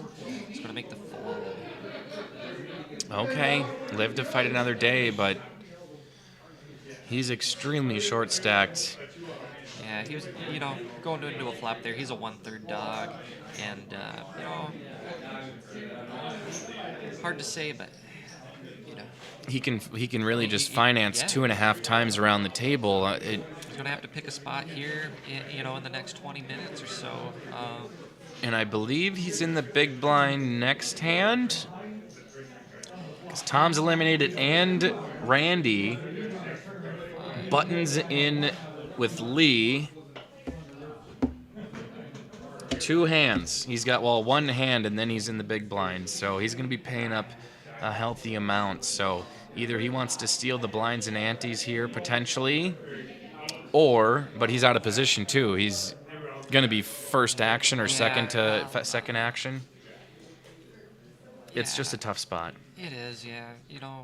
Under the gun is typically a good spot. If you're going to shove, it's a good spot to get shove value. If you've got an ace there, because you can steal the blinds and get folds around the table, or you're getting a call. But you're going to get a lot of equity out of that hand in relation to your blinds. You can kind of call with a wider range, especially, especially if you're trying to ladder, or if you are just trying to, put yourself in a position to win. You're going to have to win coin flips to win tourneys. So. Jeremy's all in. And But I think that's the last one to fold, so... Paul Johnson make a call. No, he folded. Oh, the board there said call on the screen. Ah, So yeah. I was a little confused. I didn't think he would, but you just never know. I've seen crazier things happen. Sometimes you just feel it, and you can't explain it. But some players got that table sense, and they just call it because they feel it, and it hits. It works for some people. I'm not an emotional player. Numbers, rationale, and reason in long run. is what That I will think. pay off. I mean, if you are an emotional player, you are really going to experience the highs of the highs and the lowest of the lows. And gamble responsibly, but don't gamble emotionally if you can't afford it. And don't gamble at all. But sometimes you just can't explain it. Everyone has that friend that just seems like they are lucky and all the time, and it just pisses you off. And we might have one of those players at the table. Should have this. Yeah, we're down to 7 now. Average chip stack is about 650,000. Jeremy's going to raise to 75,000. Paul with the suited connectors will call. David will probably 45,000 more. He's got a pretty decent chip stack. Can mask the strength or weakness of his hand. He'll make the call. And the only way to win is if you see cards. So you gotta play hands every now and then, and look at that dream flop almost for David McDonald. Got a lot of equity in that for him. The king is something to worry about, but with the flush draw, should be fairly confident. You wish you had a higher heart, but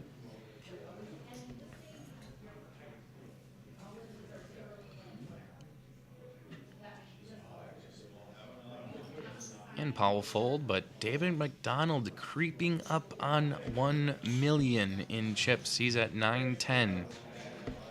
One more scoop of the blinds and antes, and he's sitting up towards that million right there with Paul Johnson. So once again, there's our payouts. Don't remember who was eliminated in 10th, but they took home $525. can see that the first real big pay jump is from 6th to 5th, about 350. And there is your chip count. So Jeremy Hines not looking too good with that 200,000. And really, from Anthony on down, you're under the average chip stack. It's going to be time to make some moves.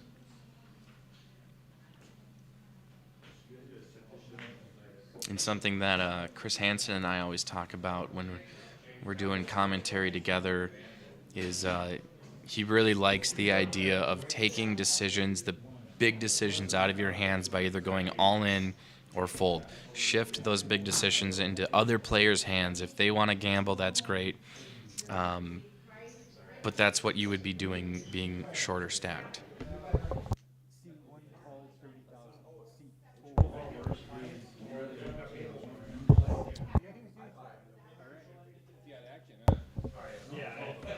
All right, so Jeremy's all in for 200,000. David, 170 more to call. He just won all these chips. But with a pocket pair, not terrible. Definitely you can expect to be going against at least 1 or 2 overcards.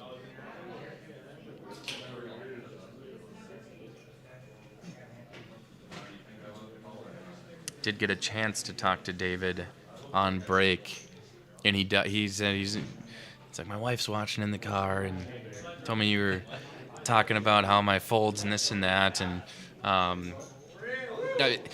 so in life, I guess, I always like, if you make a decision, I like there to be a why. You have a reason for it. So Correct. as long as there's a reason why that you can back up your decision, I think that means you're thinking it through, you have a purpose. Absolutely. So David assured me he's basically got a why on these hands.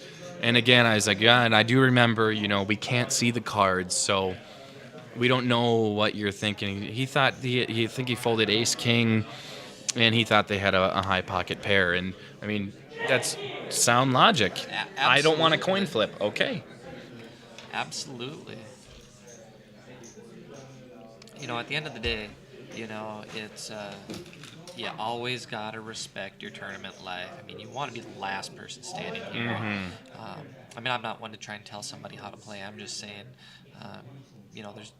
there's multiple ways to skin a cat and get things done, and it's why we sit and we talk poker with a lot of guys, and the way I look at an approach might be completely the way that Mark Duffer and the way that Paul Johnson might play a hand, and just communicating in different avenues and ways we can go about different things to get the same result or to get a more optimal result moving forward is how we evolve and build the game, and it's great.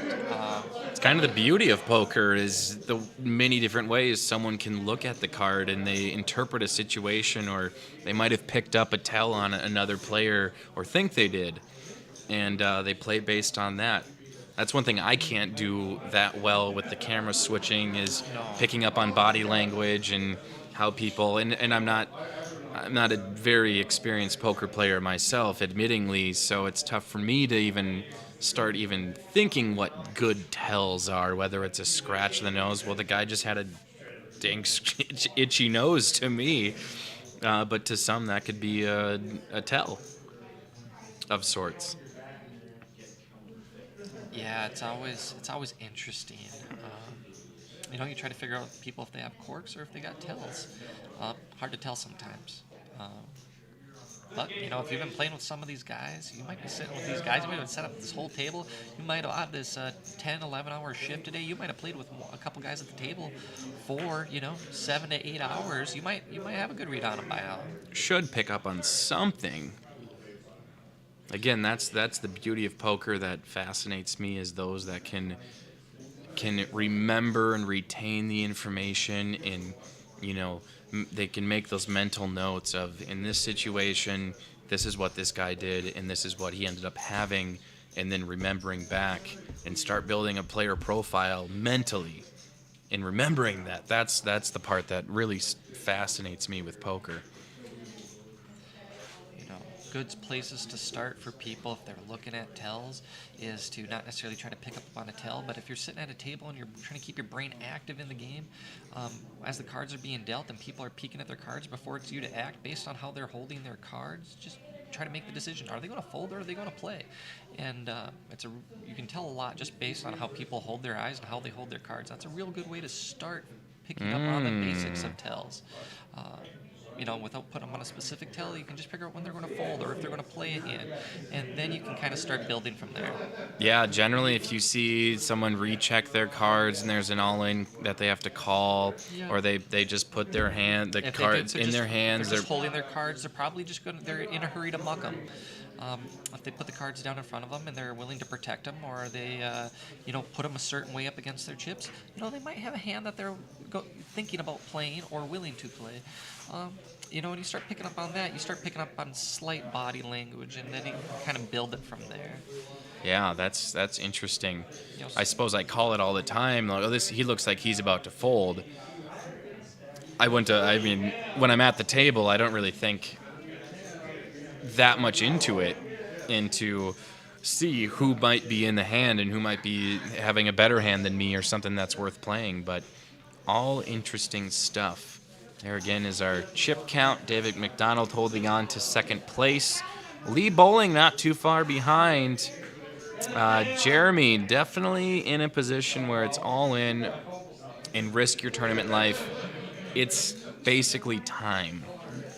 I don't know where we're at in terms of the button, but being seven-handed, we are. It's not too far away from him. That big blind is always creeping up. Doesn't have a couple hands here until he's in the big. Paul Johnson will fold. David McDonald will fold. I do notice players that try to do the same exact amount of time to call or fold to make their action. They try to keep their actions extremely simple in their behavior, so those kinds of tells cannot be picked up on. The first person I noticed that, I'm drawing a blank. He won Valley City Eagle Eye Open a couple years ago. Jared Strode. Yes. That was the first guy I noticed, and I even talked about it in our post-game interview when he won, and I asked him about it, and that is an intentional part of my game. It allows people not to pick up that part of the game on him. And here, Lee Bowling picking up bottom pair. And you call it an open-ender, but it's not really. No. Because you can't do anything above an ace. But Anthony Scarborough with first to act. He'll make the check. Well, second act, check. Lee. And they both have a straight draw. Lee will bet 150,000. I think that's, unless he announced 150, but nonetheless, Lee bets, Anthony folds, Lee pulls in chips, and he's creeping up, jumps David into second place and about 35,000 away from $1 million. Yeah, you mentioned timing with Jared Strode, a great poker player. He made the trip out here today too. I did see him. Good to see him make the drive. But yeah, trying to take the same amount of time between looking at your cards to making a bet and thinking through is definitely an intentional play. I don't focus on that too much in the early stages of a poker tournament. It moves kind of fast, and I like to see a lot of hands. But definitely when I go play larger tournaments, MSPT's World Series of Poker, it's definitely something I incorporate into my game. Also try to do that, on final tables or getting down to the final two. Just be very intentional with your actions. Blinds are up 20, 40, 40. It is now 100,000 per round to finance around that table. So the 400,000 chip stack's not looking so good anymore. David will raise to 150,000. See if he has any takers. I don't think he does. He's going to go down and take these blinds.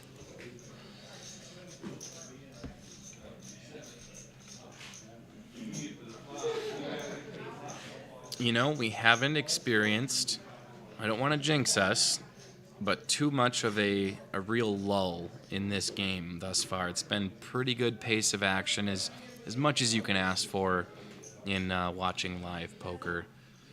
Sometimes it can be the most boring thing on earth, and we can all agree on that.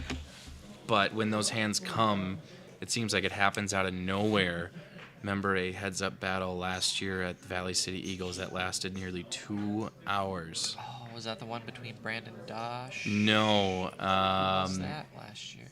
Oh, I can't remember, but they were, I think, a John and Brian Tweed and yes, John yes. something. Yeah, I was thinking of Jamestown. Last year, Brandon. Dosh, but no, I don't think that one took over. But yes, but Brian Tweed, yeah, that was Those guys. That was a long grind, heads-up battle.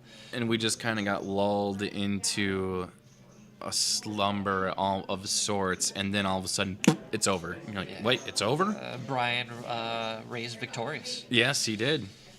So Paul, Lee Bowling raised to 125, and we got 2 calls from Paul and David. Flop comes 3, 5, 6. Rainbow. Lee is definitely happy with the pre-flop raise, showing the aggression. Paul's coming in here with a raise. Bets to 150,000.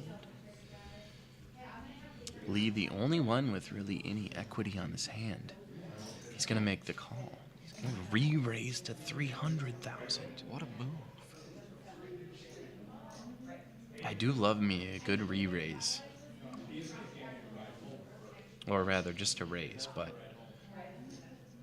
those make hands very interesting. Really puts that player who made the initial bet think. And that's when this stuff gets interesting.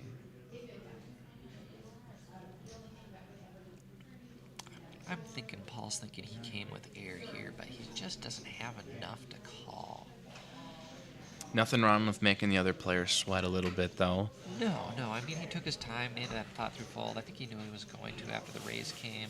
He can walk away from it, but I think Paul's kind of going to get his number, and he's going to wait for that opportunity to come in with, like you said, a nice re-raise. Mm-hmm.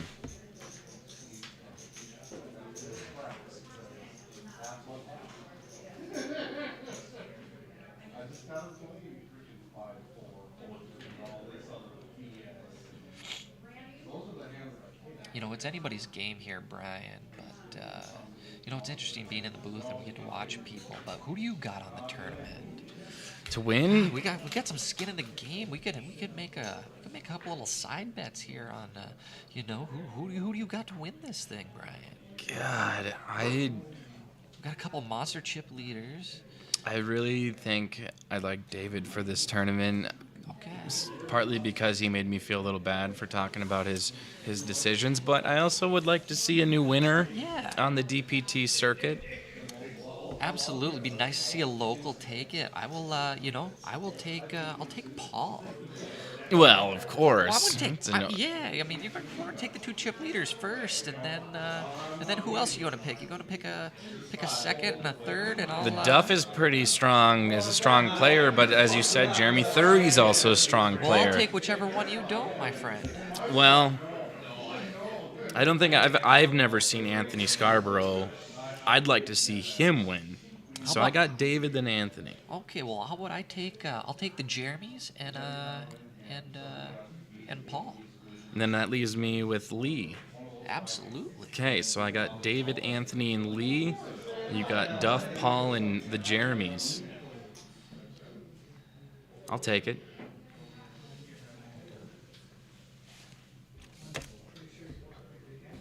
I'll even mark it on here. Nothing but bragging rights on the line.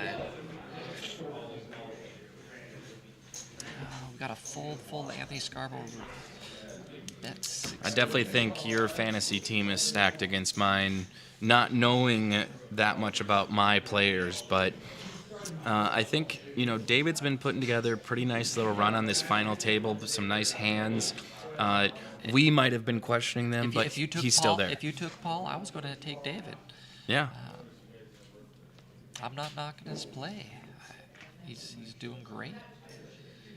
What I liked he had is why I'm in for that. Absolutely.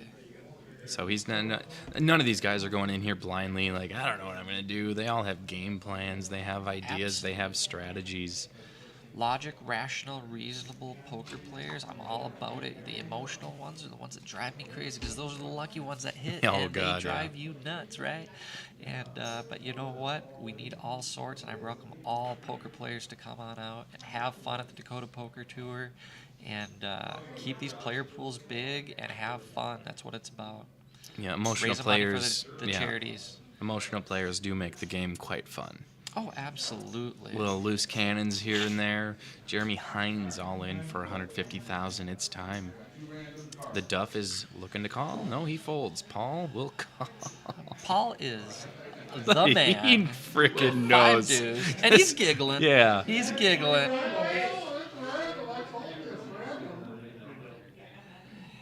But they're live cards. We got a 60-40. Here we go. And King 10, he gets a 5. 5. Oh, no. Ace or 7 for Jeremy to stay alive. That is not it, but Queen. he's got jacks for outs. And a deuce on the river. Paul Johnson's 2 pair. going to win a $210,000 pot here. Bust Jeremy Hines. There goes one of your players, and But now one of my players got more chips there. they. Brad. Oh no. Uh, That's okay. Jeremy Hines eliminated in 6th place. He is going to take home $1,350. Congratulations. Not a bad tournament. Oh, I crossed out the wrong one. Jeremy 30 is definitely still in. Jeremy Hines, thanks again for coming out today. Great run. Awesome showing at the final table. Hope to see you again soon.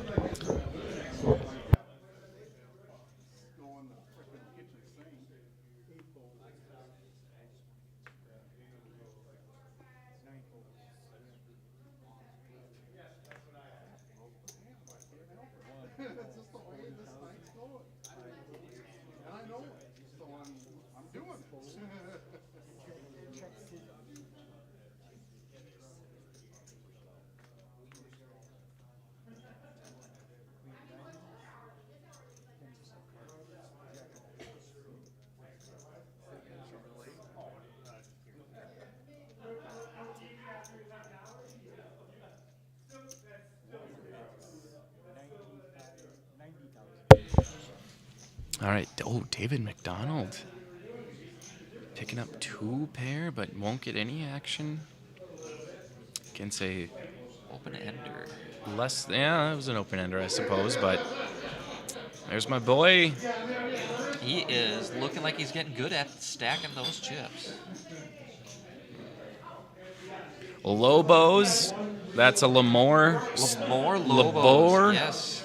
My mom was a Lobo. She's originally from this area in Lemoore. What is even a Lobo? It is a wolf, my friend. Oh, Lobo the lone wolf. wow. Okay. Is there a story behind a Lobo, or is it just a type of wolf? You know, I think there's a story. I do not know the anything beyond that. Like a North Dakota fable? I don't know. It's not like a jackalope, my friend. Okay. Jackalopes are like Bigfoot. They do exist. Okay. Well, Anthony Scarborough, 40K to call. He raises to 80,000.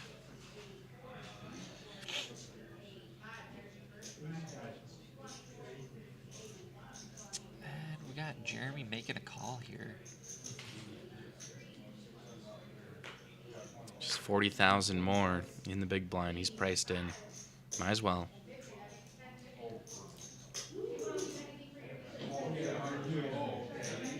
Yeah, raised to 80, throw out 100, gets changed. That's how that works, just like at a grocery store, convenience store. Flop comes 10, ace 10.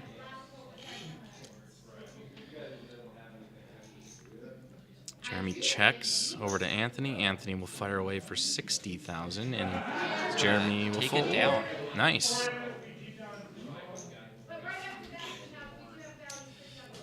Puts us average chip stack. Anthony's basically just at it. It's about 650,000. Anthony at 630, so he can breathe, but at any second you get into a hand and you could either be crippled or find yourself atop the leaderboard, just like Lee Bowling. First time we've seen Paul Johnson not on the top. He's got 28% of the chips in play. Lee Bowling, one of my players, so take that.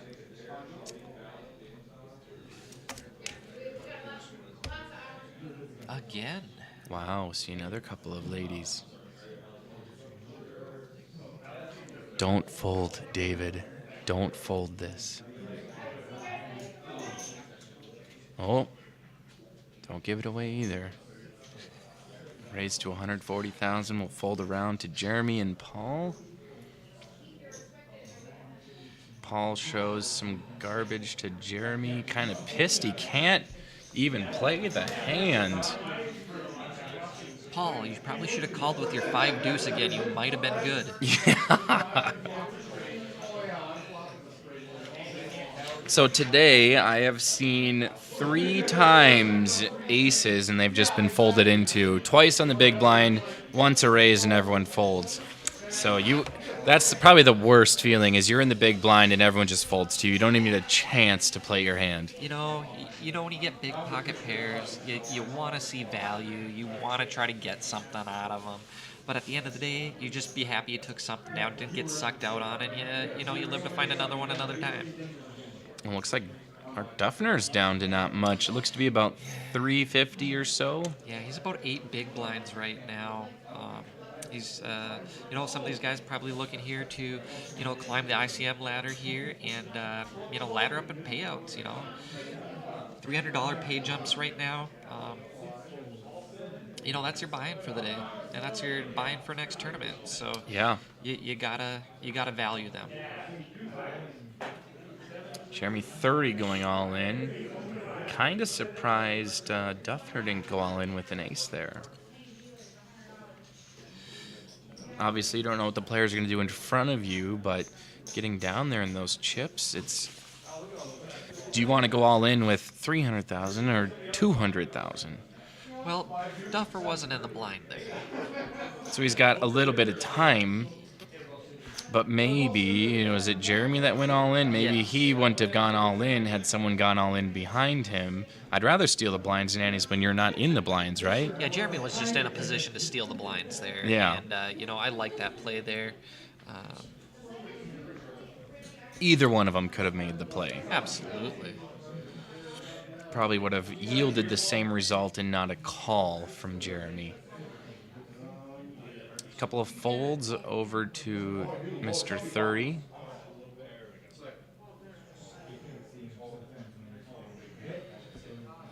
You can't quite see his cards yet. I hope we don't have another dead one. These decks cost so much money. Yeah, these chips are pretty much... the table's a computer, and the chips have the embedded microchips in them. Mm-hmm. And that's how we're able to see their cards. Actually, if you hold the cards up to the light, you can see the entire card actually has... It's not just a little chip. The whole card is... Oh, wow. It's like a flat... Yeah, I don't know. I'm not a rocket scientist. It's like Paul Johnson steals some blinds and antes. Jeremy 30 in his off time loves the game Assassin's Creed. Because he looks like from that game right now. Yes. He is... he could be a secret assassin, that is for sure. Zoom in. Who's he texting? Too late. If Melissa's watching, that was his girlfriend. Okay. Lee Bowling, 1.3 million chips. Can basically do whatever he wants. Raises it to 125. See a fold and a fold over to David.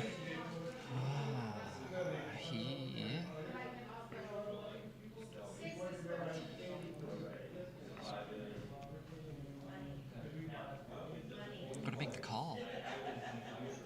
See, that could have been another ace. Of course, we know at home what that the implications on Lee and David's hand. Removes another ace from the deck. Flop is going to come out, though. We got a chip leader here going against one of the other Bigger stacks. bigger stacks at the table.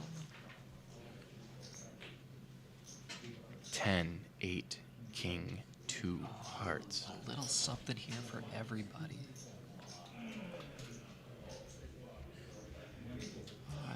Oh, so Lee bet about 200,000. David fold immediately.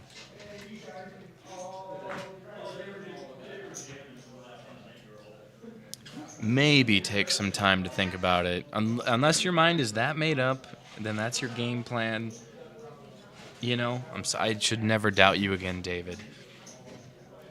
You've done very well this tournament, and I won't doubt you ever again.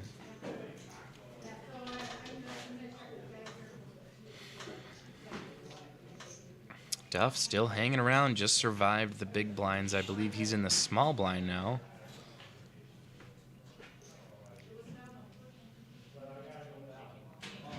It'll be Jeremy 30 first to act. See a fold.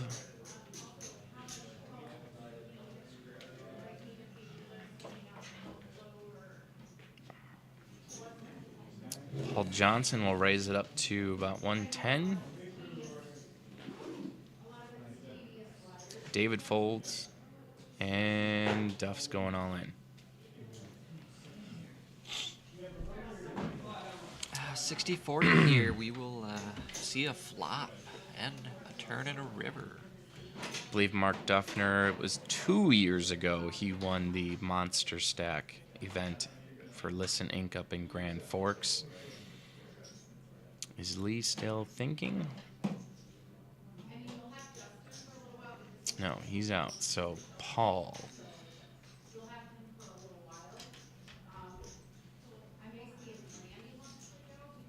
We're fixing his chip count. That must have gotten off a little bit at some point, but he's all in for about 270.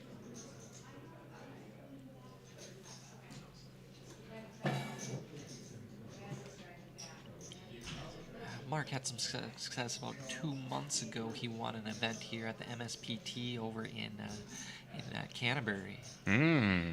Oh, that's right. I think I did see that. Yeah.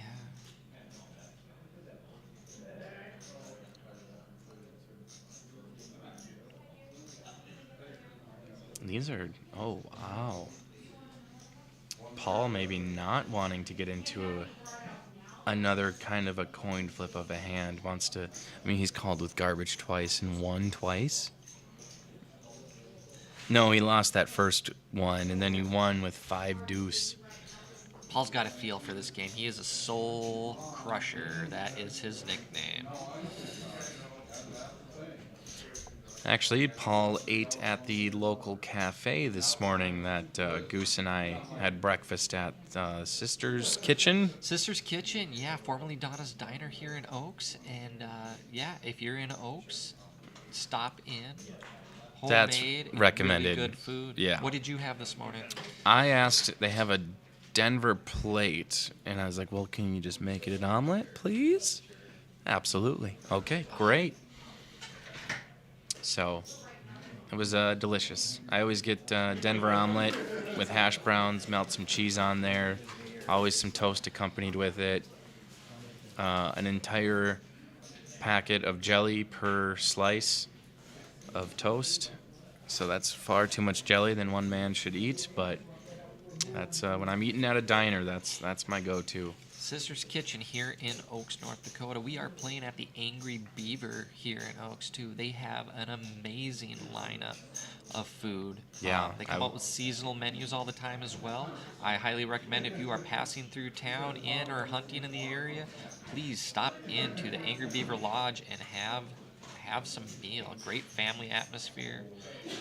Yeah, I was impressed. First time in this bar, and you know, I definitely heard of the Angry Beaver plenty of times, but never really stopped in. And it's a really cool building. Yeah, you know, and they got a lot of decorations in the bar to look at too, and a lot of mounts from local guys as well. And the staff's amazing. Yeah, again, it's just that small town North Dakota hospitality that I was impressed with and felt very welcomed here. Even we walked down to the gas station earlier today, had our polos on, whatever, and even the attendants were like, "Oh, hey, thanks guys for coming through. We really hope you guys have a lot of fun down there." And that was a pretty cool interaction with the locals here. Blinds are going up in 1 minute. This will probably be the last hand.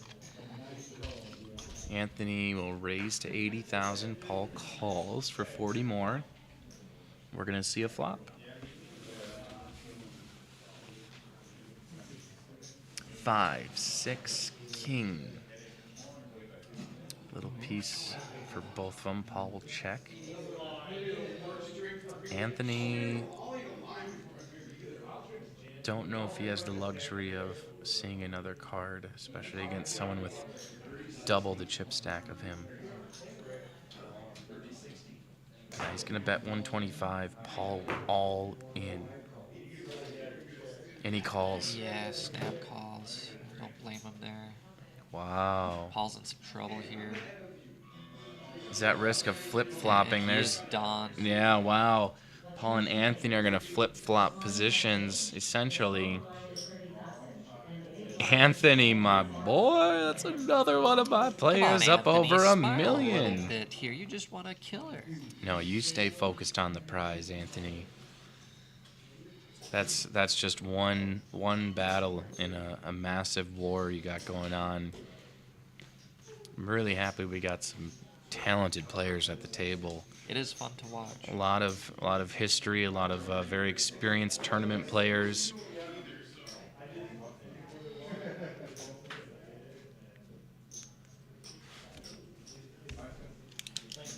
Jeremy 30, Mark Duffer, Paul Johnson, Dave McDonald, Anthony Scarborough. Now Paul's almost in the position where it's an all-in or nothing type of situation. It does eventually get to that, but I think with the chip stacks, there is some room for some betting and raising and not just an all-in or nothing type of play.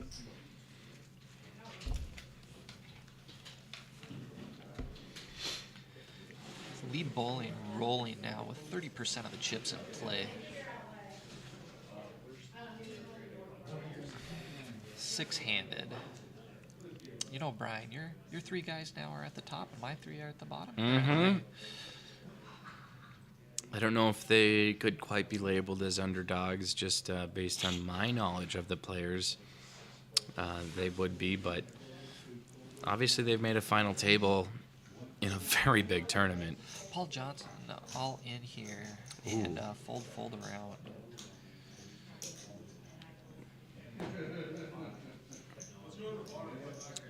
Paul wouldn't go on tilt, would he? No, I think Paul just likes keeping his chips in play here. Yeah. He knows what he's got to do to ladder and accumulate chips here to put himself in a position to win. He is not out of this by any means. He's just going to keep his chips working for him. Is that stat would be VPIP, Yes. right? Yes. And that stands for Rob, I know you're watching. no one knows, not even Rob. I know what it means, but I do not what it stands. I don't know what it stands for. It's essentially the frequency at which you're aggressive or you're The frequency playing. at which you are entering pots, yes. Okay. Comment down below if you know exactly what VPIP stands for. We could Google it, but that would Nah, take effort. that would take up bandwidth on our very limited internet. So, Paul Johnson going all in for 600,000. Will Anthony deliver the killing blow? Very tense situation. Anthony asking for a chip count. Duffer's got cards here too. 590. We're off by 20,000. No big deal.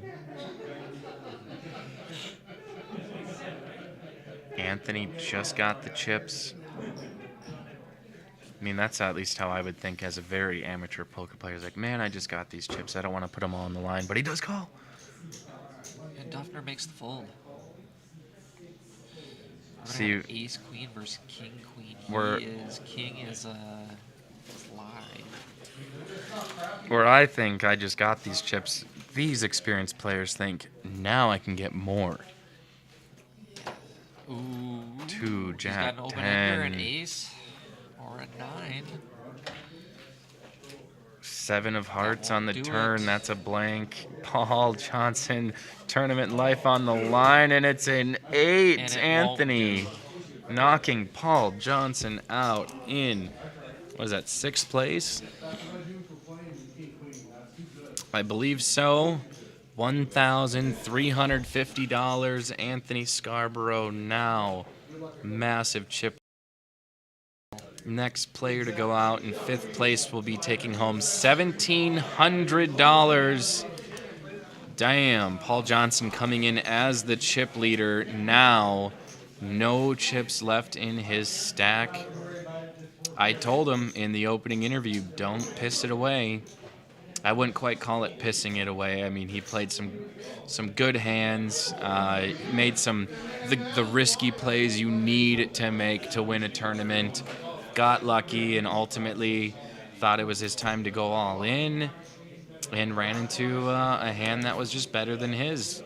Couldn't get lucky on the cards on the board.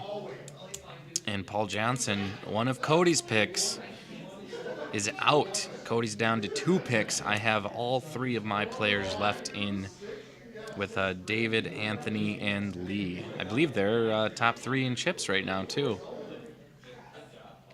David will fold. Anthony on the button. 1.7 million. Anthony will raise it up to 125. Duff folds. Lee will fold, and Anthony will pick up some blinds and antes. Anthony nearing the 2 million chip mark. Paul should move into top 15 player of the year race with his cash today. Looking up Paul's position. Yeah, a good way to do it here is to actually search the name, and then it brings it up right away. But he currently has like 28. So Paul Johnson in 27th place on the leaderboard, taking home is it about just over $1,000. He'll jump up to about 4,000. Probably more.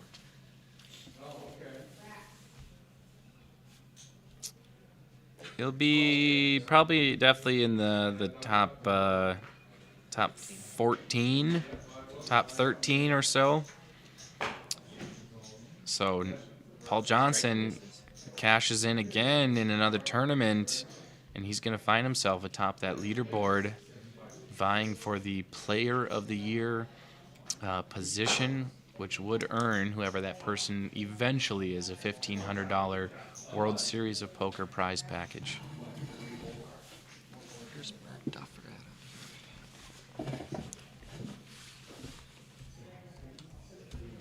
at Mark, Just in time yeah. to get position flurry of tournaments coming up here. Yeah, we got Mark Duffner's in 60th place with about 1,700 points. Every person that's knocked out in front of him gives him a higher spot on that leaderboard. Ultimately, whoever takes down this tournament will be in the top 3. Jeremy checks, Anthony folds.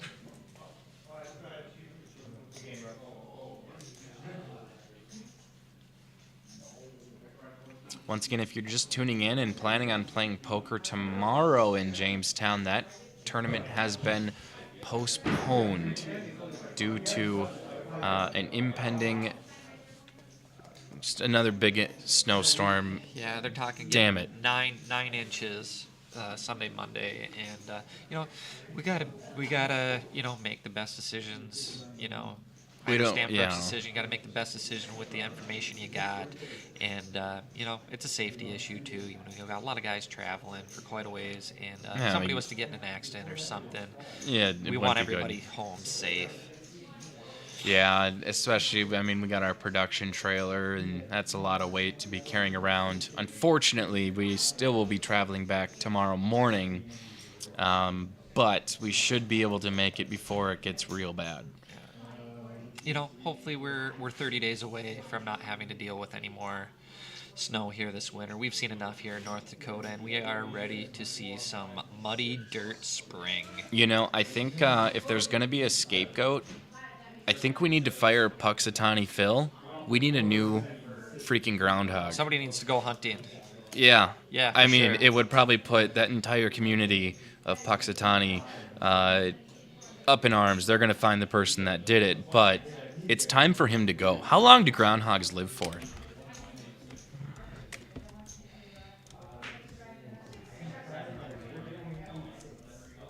I'm looking up groundhog lifespan.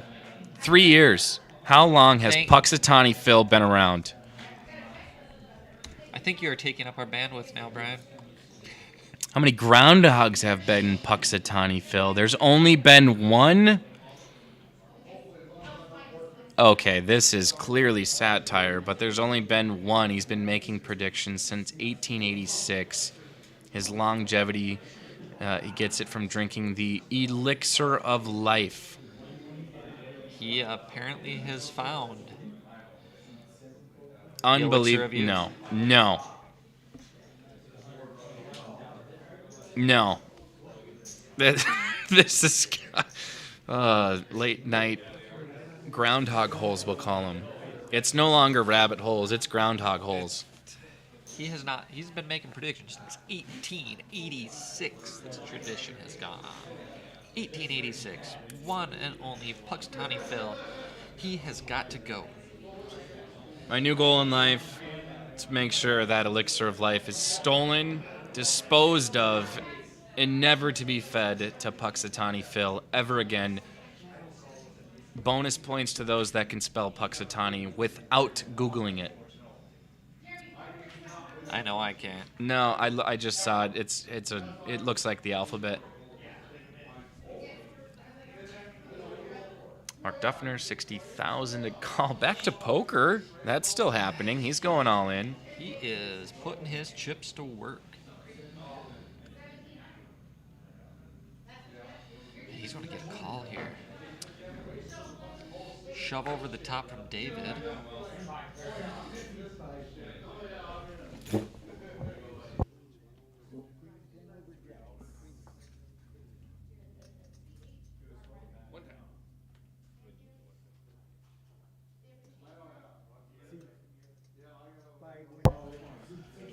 Oh, it's Duffner. Yeah, David. okay, so Duffner and David. Anthony's definitely not all in for 1.9 million.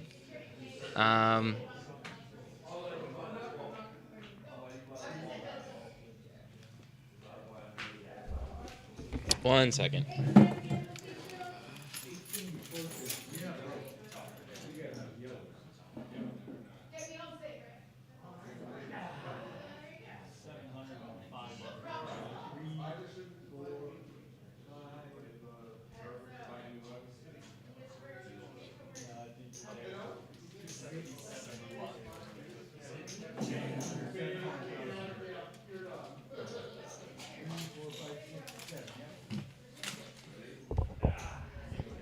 Yeah, we got a new update from the software, and the bug, we found a bug where the dealer has the option. Oh my God, we didn't even get to see what happened, but Mark Duffner eliminates David McDonald. See a queen on the board. Queen 10. And Mark He had hit jacks. 3 10s. He had 3 10s? He had 3 10s and took out the pocket jacks, David. Unbelievable. And, had him covered in chips after that double up for the last hand, and he is rolling now. Mark Duffner, believe a clear chip leader. Oh my gosh, what a heartbreaker for David McDonald. From the bottom to near the top, and now we're here. Yeah, he's eliminated in 6th place, $1,350. Next person to go out, $350 pay jump to $1,700. David, amazing turnout. Oh, sounds like we need a quick break. We maybe have some Some people with full bladders. We have 3 people left? All right, we're going to take a quick break. We'll be back after that. See you all for the conclusion of the hole-in-one poker tournament.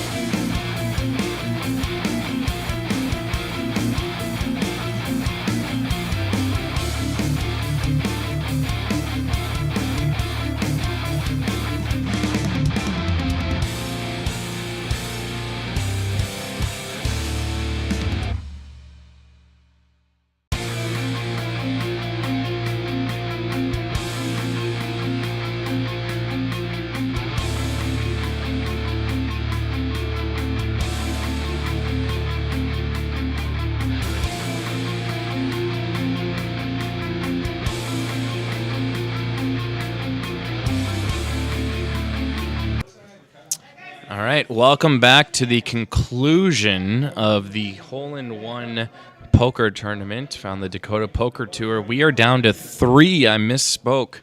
David McDonald is out in 4th place, taking home $2,100.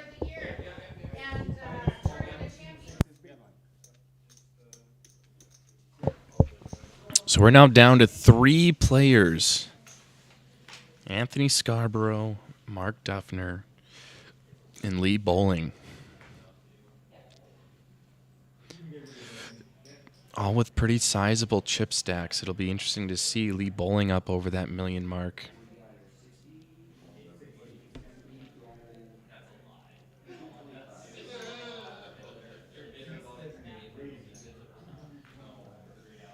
He's going to make the raise to 225.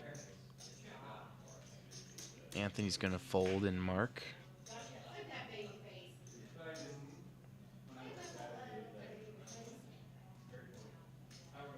Mark's going to fold. So Lee will take home a pot. Mark's at that 1.4 million mark. And I think Anthony, too, is up around $1 million as well. So we have 3 fairly even chip stacks going into our final 3.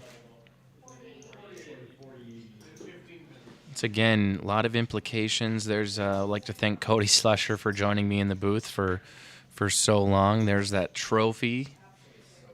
That's what we're playing for tonight is, well, not just the trophy, but $6,740.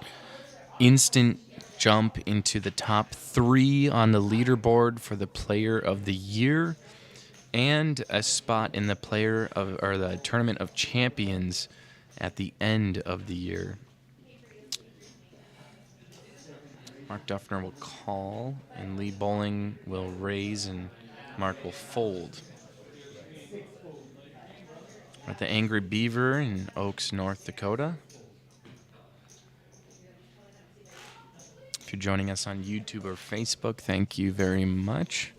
If you're on YouTube, don't forget to like and subscribe if you have not done so already.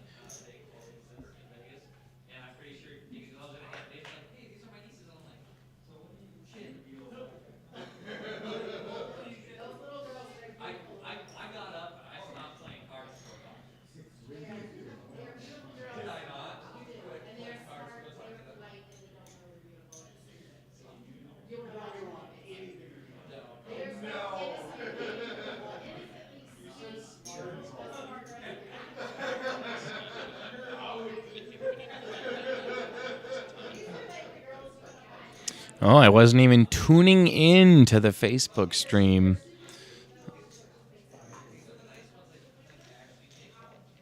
Give some shout outs to Wade Kaiser for tuning in, Dylan Hollingsworth, Katie Hines, Blaine Ward, Sherry Ekren, Craig Thompson.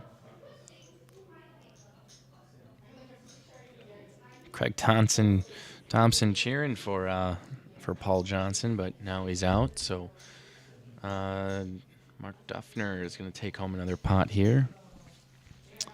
Tyler John.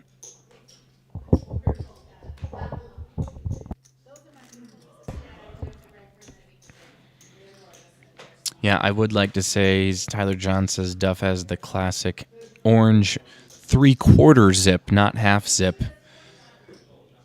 I feel like I haven't seen him at a turn. I'm pretty sure he won the Monster Stack a couple years ago wearing the same exact shirt.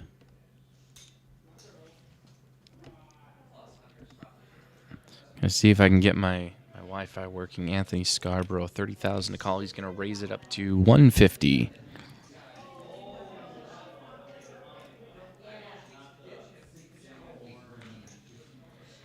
I'm going to go back and see if I can find that picture from the Monster Stack from, I think, 2 years ago. I'm going to prove this is the same shirt he wore then. See if it's foreshadowing a potential win from the Duff himself. Yeah, actually, Monster Stack January 2022, Mark Duffner took second place for 4,900 wearing the exact same shirt. See a check from Anthony, Mark's option with the open ender.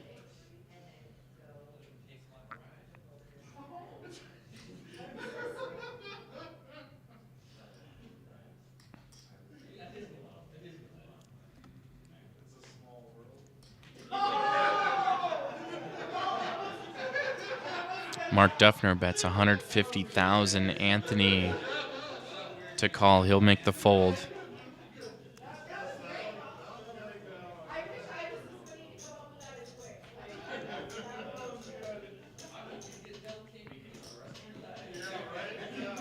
Yeah, Chase Lardy chiming in. He was here earlier today, probably driving home, talking about just watching the stream, how we felter snatch. Thanks for tuning in to the live stream.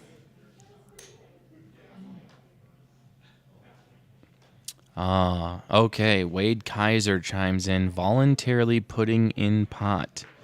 That is the VPIP. Thank you, Wade Kaiser, for that clarification.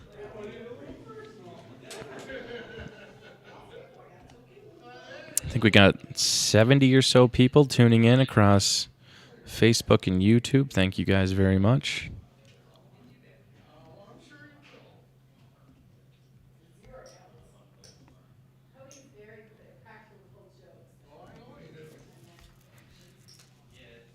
Mark Duffner waking up with aces. We'll see if he gets anything after Anthony raises to 125.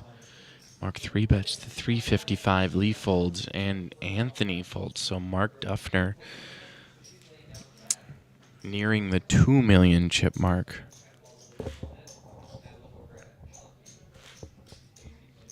I'll make sure to pass along that information about voluntarily putting in the pot. Thank you, Wade.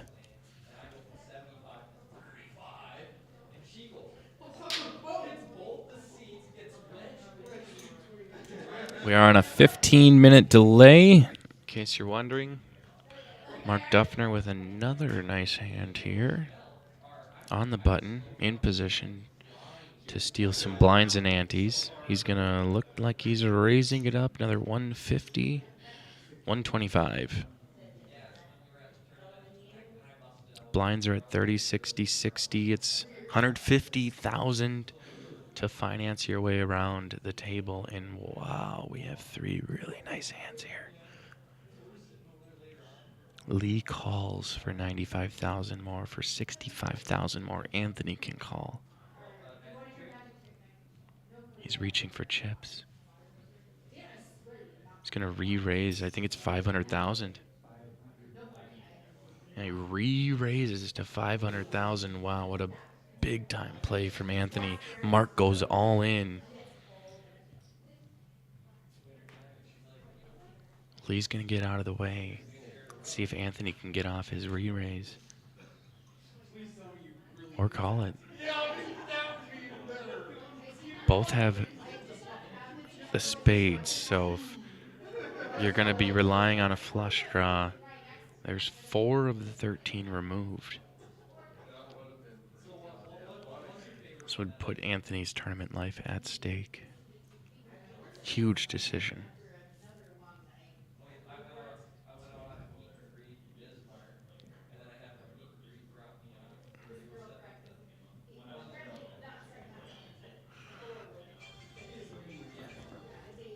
Anthony's been put in the think tank.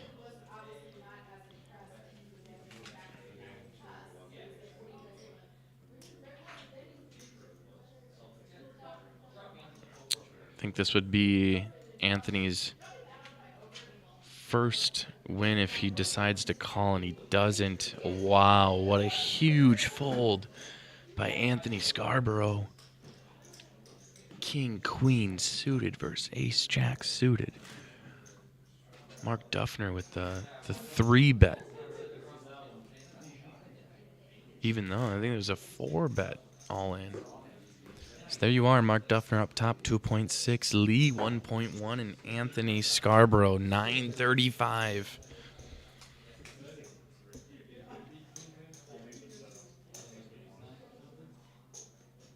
All players well above that 10 big blind level that basically activates the all-in or nothing.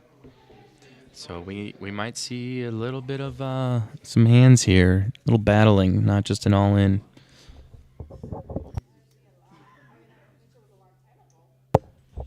Lee's going to raise to 200,000. Anthony will fold. Mark's going to go all in. Lee will fold. So the rich keep getting richer. Mark Duffner extending his lead to 2.8 million, nearing the 3 million chip mark.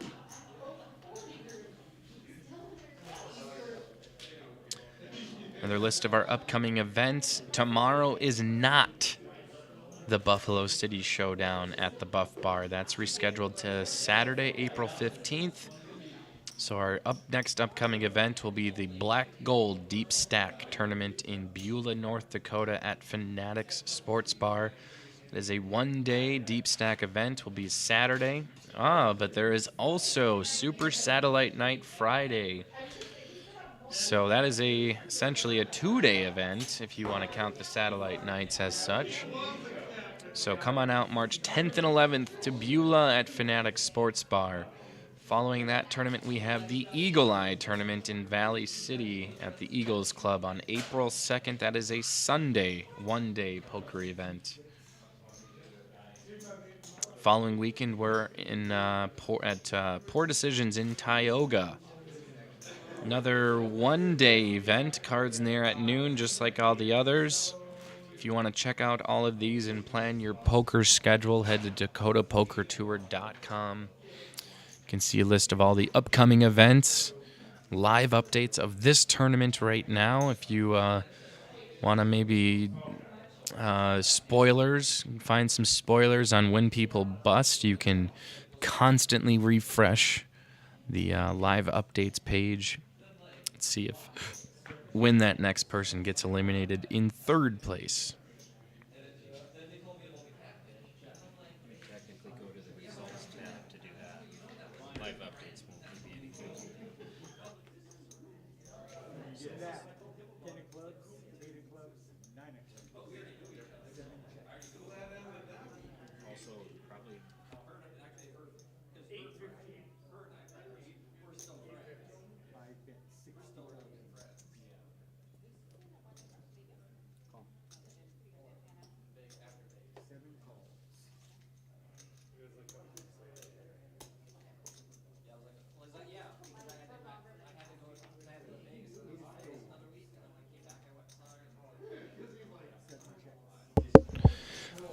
Anthony almost flops a straight flush. We got check.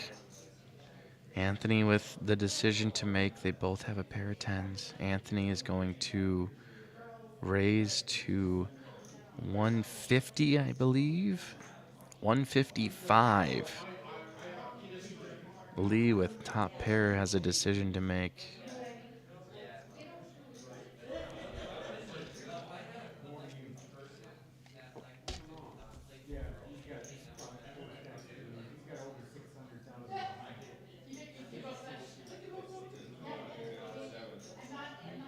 Lee perhaps counting up a re-raise.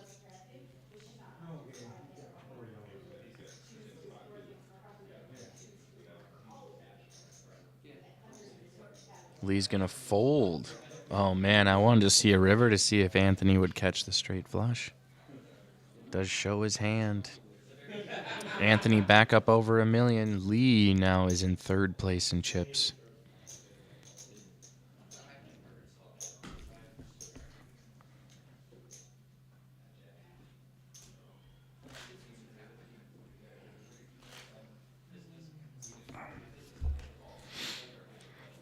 Mark Duffner with nearly 60% of the chips in play, clearly in the driver's seat.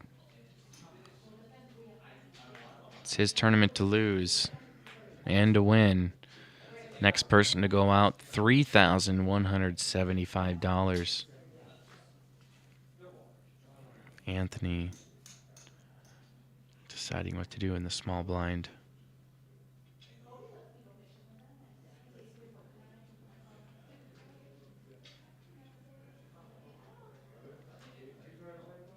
Raise it up to 150.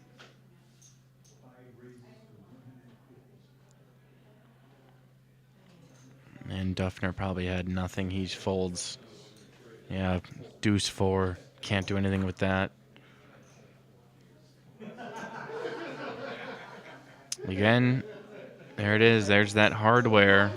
You want to display that on your mantle if you're a poker player. Ideally, you have many trophies, but Duffner definitely has a few. I'm not sure if Anthony has many wins or Lee Bowling. Not sure how extensive his career is. I can't imagine. It's a short list. He's final tabled, which is something you do when you're experienced.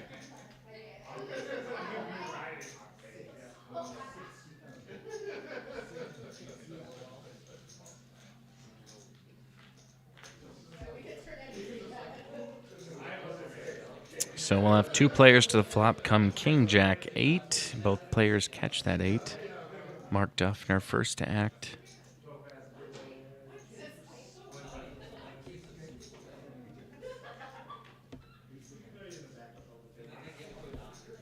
Check, check, ace on the turn.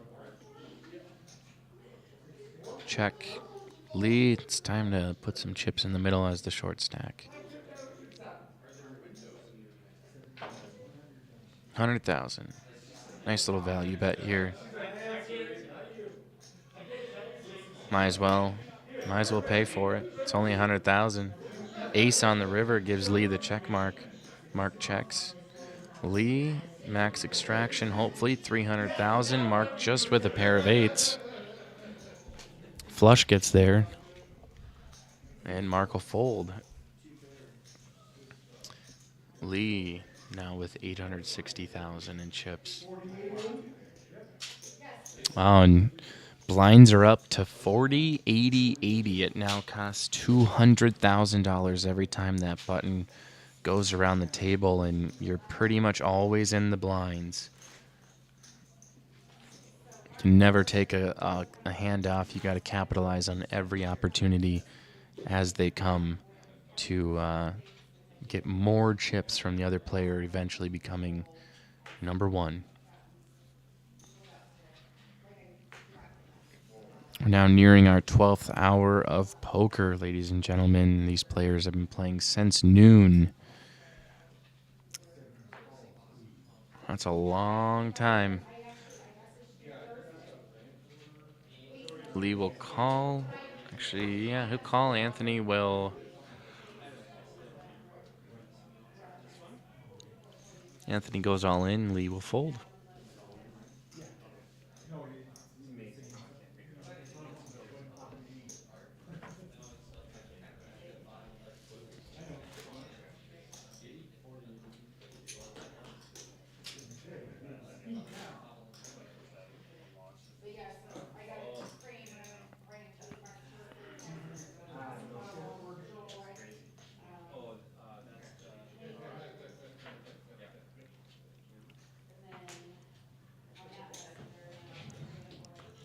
Lee Bowling picking up pocket aces on the button. Let's hope the other 2 players have something. Is it time to go all in or nothing? Or is it worth a raise? Maybe get some action from it.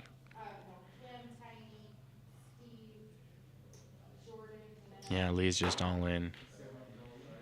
Kind of does mask the true strength of your hand. See what Duff has. He's thinking.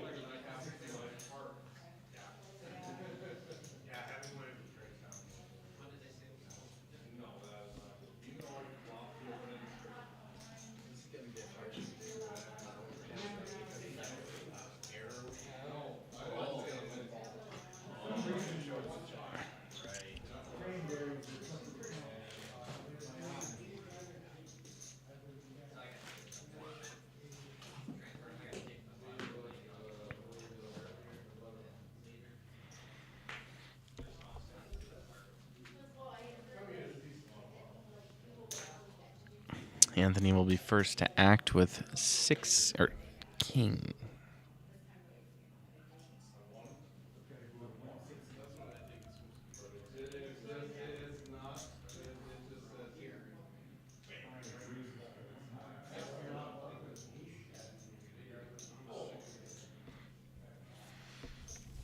Anthony will raise to 160. Duffner will go all in. And Lee will fold. So now decision in Anthony's hands, and he'll fold.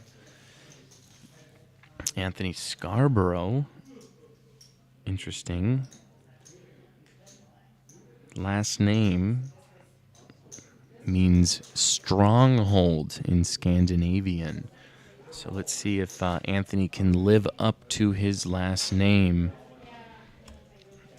and keep a good strong hold on those chips that he has, and not just that, but accumulate more all the way to the end.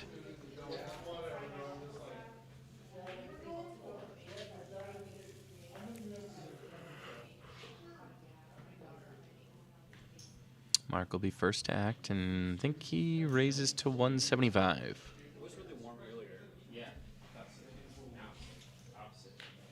Lee will fold. Anthony, oh boy, here we go.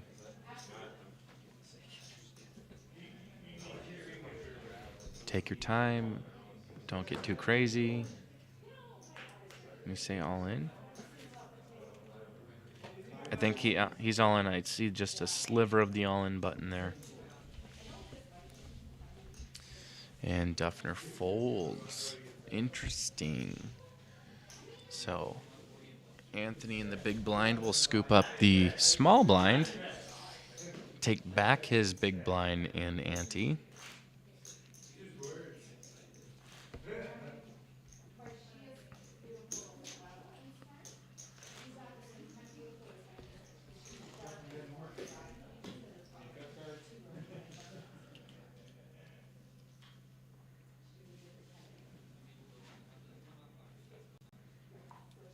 And Lee will be first to act here on the button.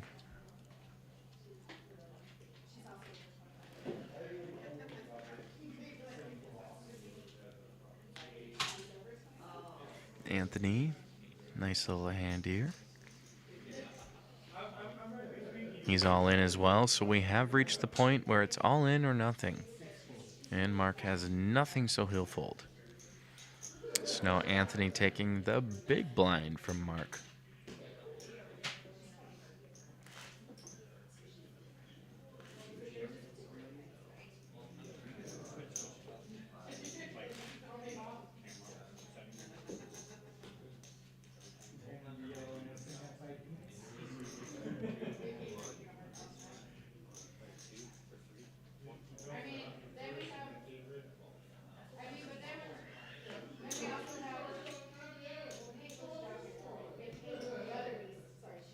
Anthony, 7-4 offsuit. We'll probably see a fold here. Mark folds, and Lee doesn't even have to look at his cards. He's won without doing anything.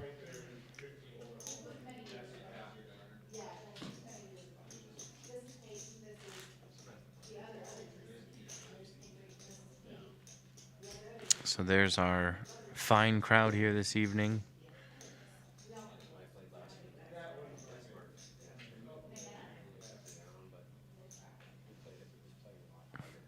Mark Duffner will be first to act. He'll fold. I was gonna say she looks like she's 14,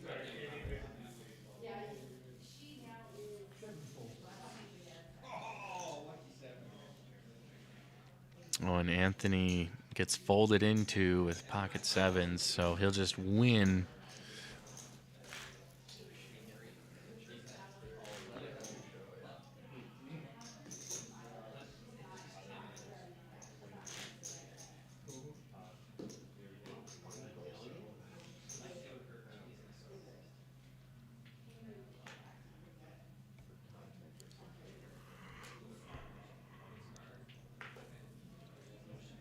Lee will be first to act. He folds. Over to Anthony.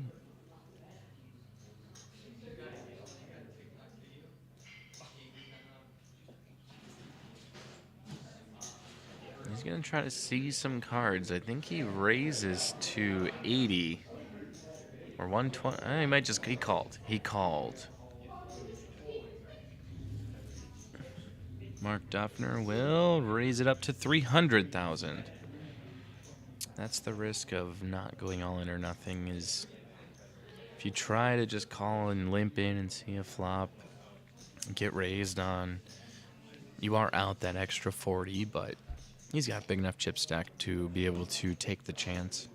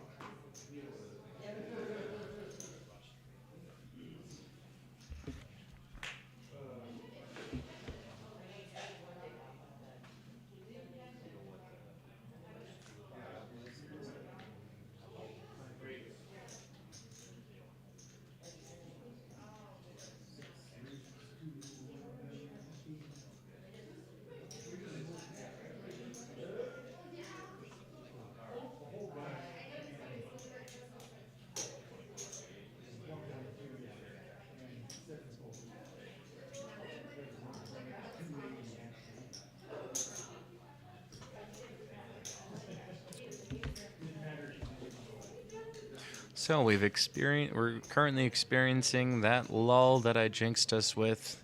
There was a ton of action before, and now it's just fold, fold, fold, fold, fold, fold, fold, fold.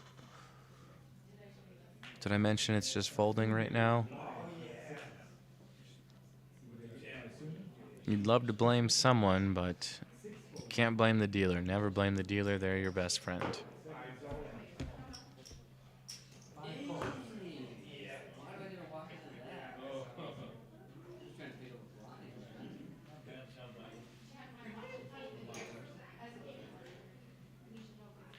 Lee Bowling will go all in and run into a freaking monster.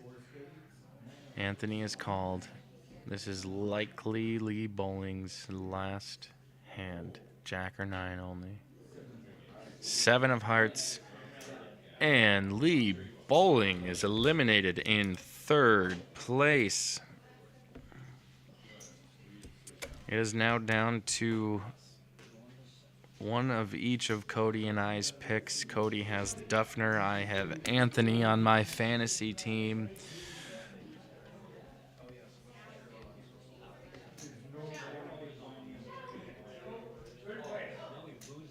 Lee will be taking home $3,175. And ladies and gentlemen, we are heads up at the hole-in-one tournament in Oaks. You're watching live coverage of the Dakota Poker Tour. And we got 2 pretty big chip stacks. So it could either be really tough to get them to commit their entire stack, or it's, hey, you know, it's probably a 50-50 flip from here. Let's just go all in and see what happens.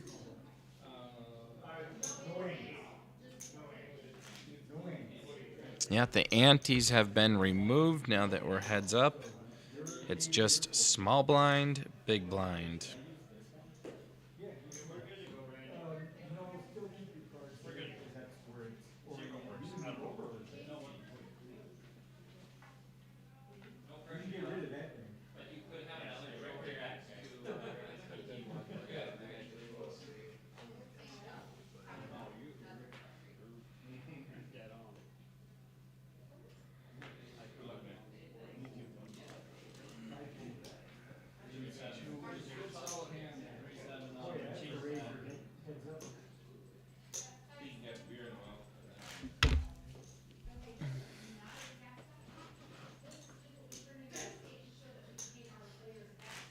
Oh, and we almost saw a fall. That's Cody and his poker awareness and instincts to be around when something bad's gonna happen. You know? If you're gonna maybe fall, don't lean back on the chair. Mark Duffner's probably just gonna fold. Oh, no, he calls.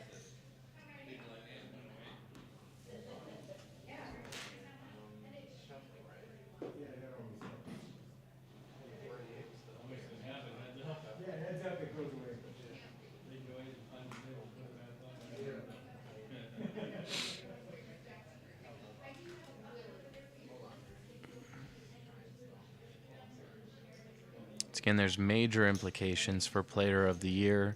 Whoever comes in first here is guaranteed a spot in the top 3. If not, takes over first place. See there, win one of 3 $1,500 World Series packages. Oh, it looks like alongside of the trophy, you could win, or these players are guaranteed a tumbler. That's a tumbler. I don't know if they get to each take a tumbler home or if one player gets both of them. Now that the gaming manager Chad Rexine has brought those out, if I'm on the tables, I am now wanting first place. Just kind of change the dynamic of the game.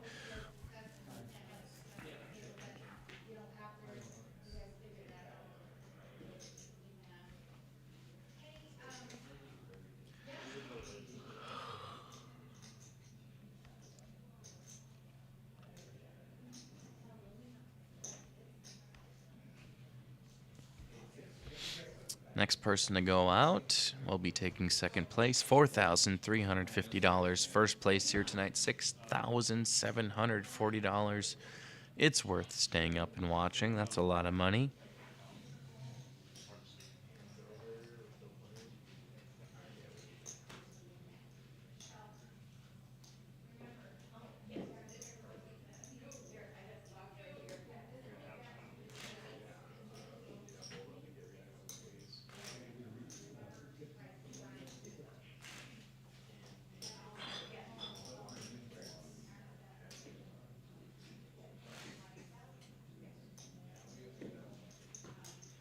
Definitely would like to thank our dealers on our feature table and all the dealers.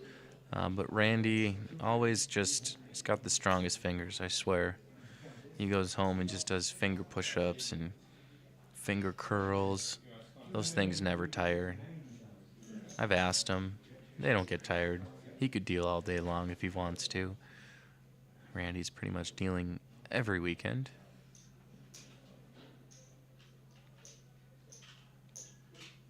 He is the 1 in 3 dealers who do not experience finger fatigue.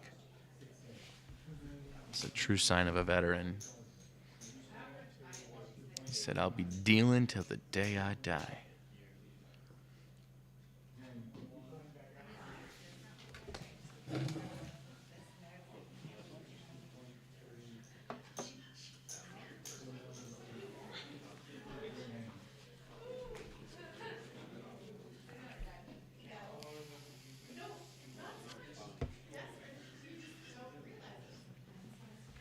Mark is going to call. Anthony is going to check. Oh boy. Folks, we're seeing a flop for the first time in what seems like forever. Anthony checks. Mark checks. 8 on the turn. Ooh. If only they knew. Anthony checks.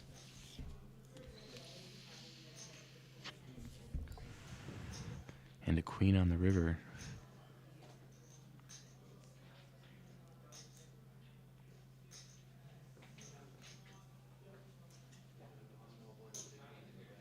Anthony will bet 75,000.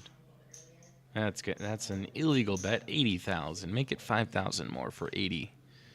And that is probably max extraction on that hand. Anthony winning with 8s.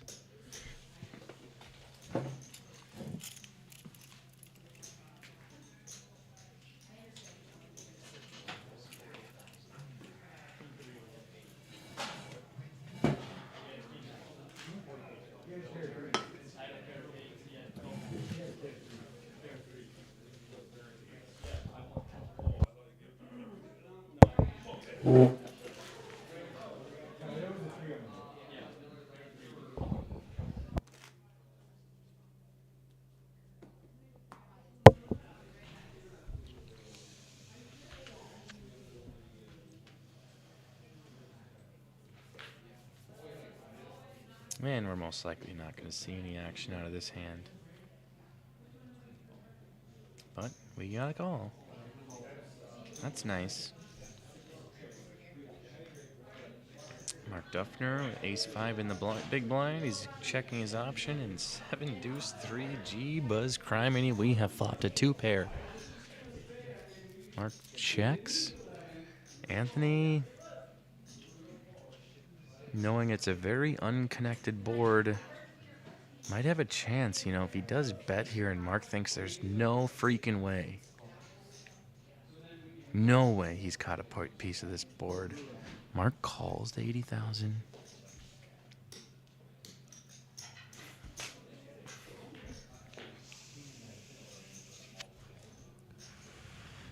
Turns a queen. Anthony thinks that's good to see some high cards out there, hoping Mark has caught a piece of that.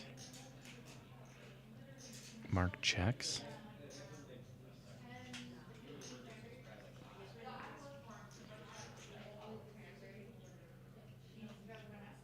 Anthony's gonna bet 275.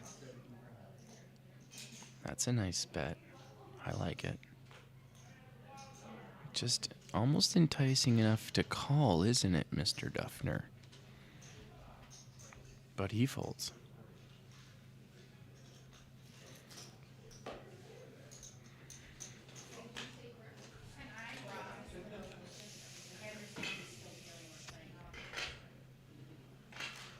We're gonna do some chip maintenance here. I want to say the million chip plaque may make an appearance. I don't know if it's quite big enough stacks to throw in the million chip, but oh well.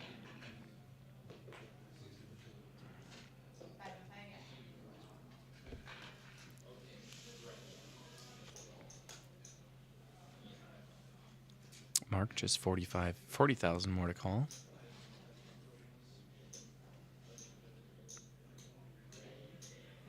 He'll make the call. I think we're probably going to put some more 25K. Oh, there's a million chip plaque in there. Incredible. I think that's the first time in a long time that we have seen the million chip plaque. Flop comes queen, 8, ace. Anthony checks. Mark's gonna bet 100,000. 80,000. Min bet, and Anthony will call.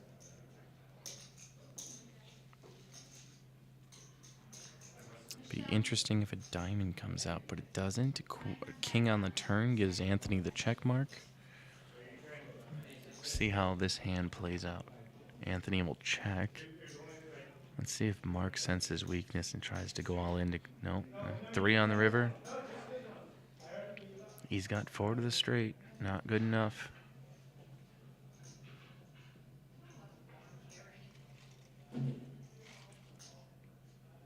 Anthony's got to value bet this. I'd be better off checking. All right, checks, okay. Take a stab at it.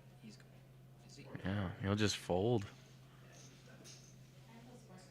Anthony probably showed him the queen, and there we go.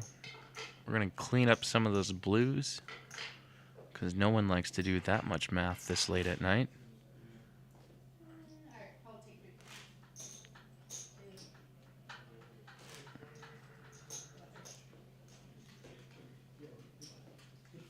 All right, much more manageable chip stacks now.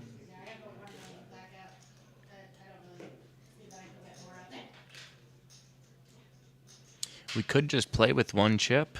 That's $1 million chip plaque. Can't bet any more or any less than that.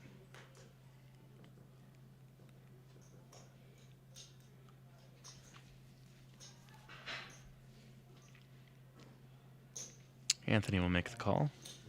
Oh, raise. 180. And a call from Mark. Flop comes 7, 4, ace, 2 diamonds.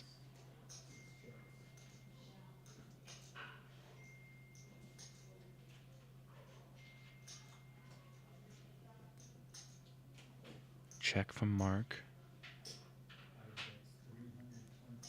325 from Anthony, and Mark will fold.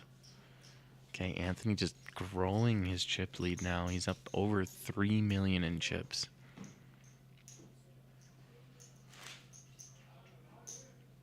It's got Mark nearly 3-1.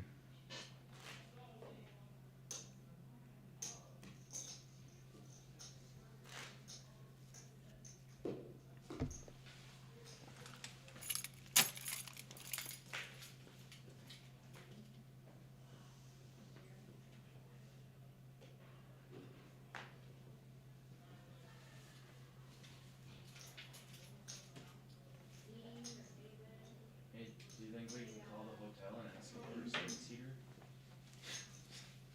Yeah, it's getting cold in here.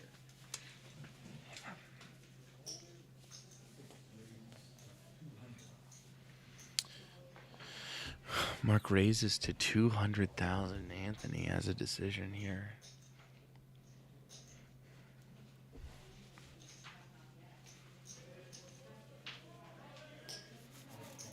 He'll make the call. At this stage in the game, if you have a high card, it's calling or raising potential. 3, queen, 8 on the flop. Anthony checks.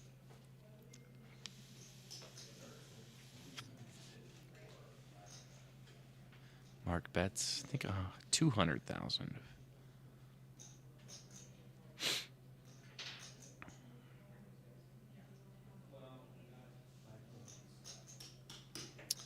It's now 200,000 to finance your way around the table. That you lose a few hands in a row, and that's what, 600,000 in chips that are going to one player.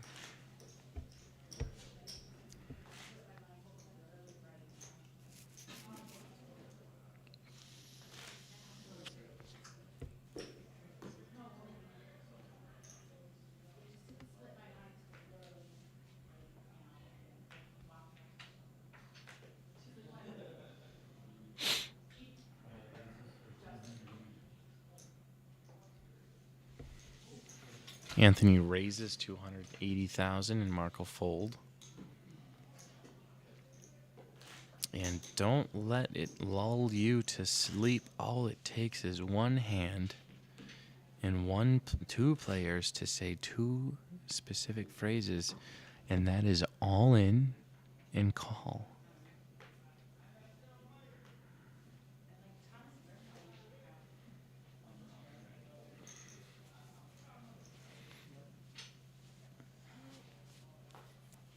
Mark 40K to call. He'll probably be raising this, and Anthony will fold.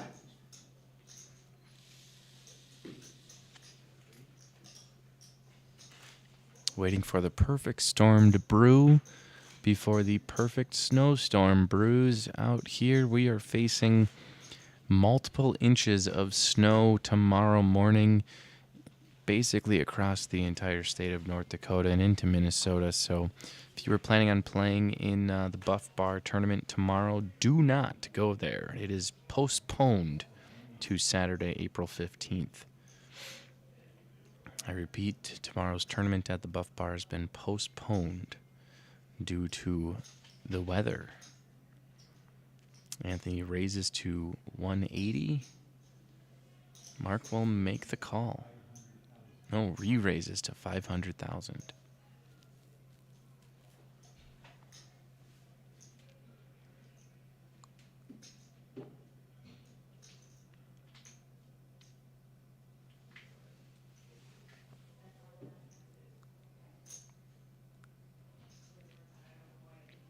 Anthony looking at all of Mark's chips thinking, man, it'd be nice to have all those right now. But he'll fold. Nice 3-bet by Mark Duffner.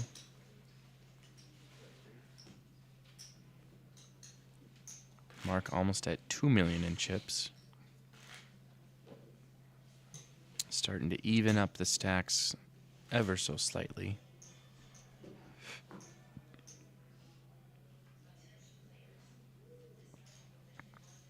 And I think next hand will be up to 100, 200.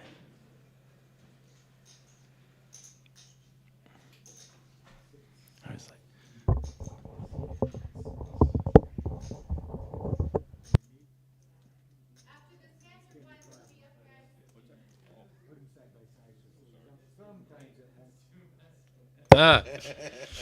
That's awesome. all right, Mark will call at 40,000. Anthony, what will he do with his option? He's going to raise it up. 240. Mark's all in. What will Anthony do here?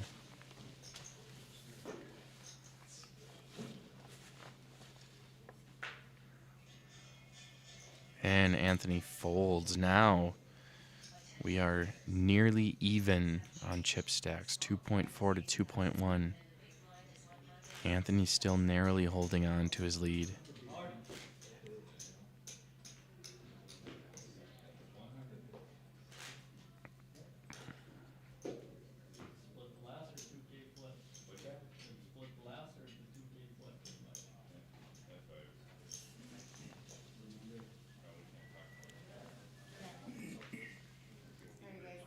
We're now well past the 12-hour mark of our tournament.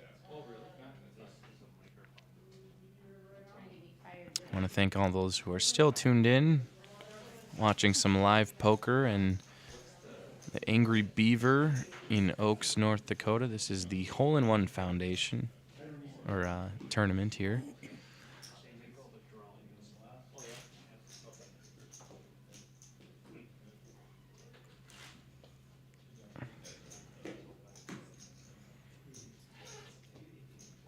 And these players both acknowledging each other's resilience and good plays and good sound plays on the tables.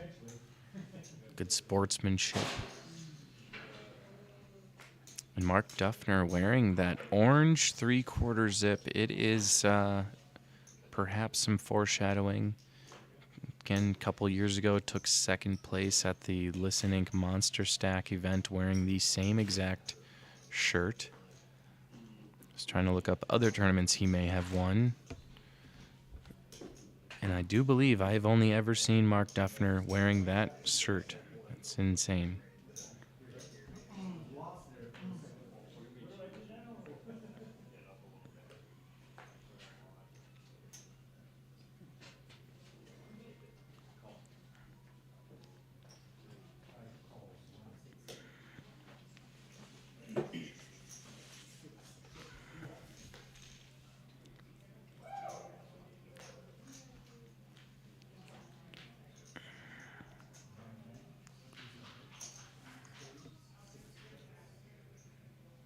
See a check from Mark.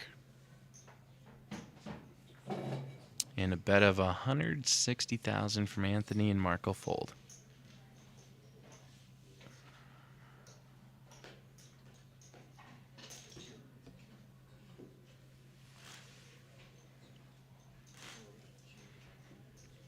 Here's another picture. In 2001 at Haggie's Bar and Grill, Mark Duffner wearing the same exact shirt.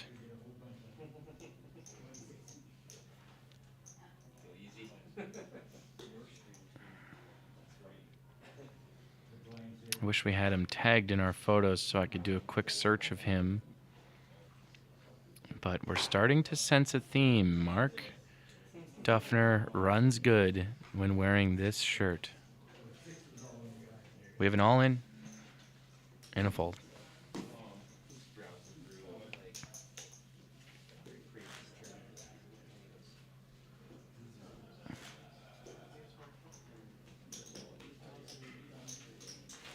Oh my. Folks. Yeah, here's the Listen Inc. Monster Sack in 2020. I think that's Mark Duffner. It's the same shirt. No one else owns that shirt but him.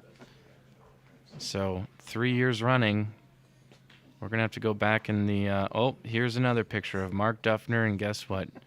Wearing the M&J Saloon, wearing the same exact 3/4 zip, orange and cream shirt. I think he's got 5 of those. We're going to have to ask Mark. We're going to do we're going to have to do a in the closet with Mark Duffner.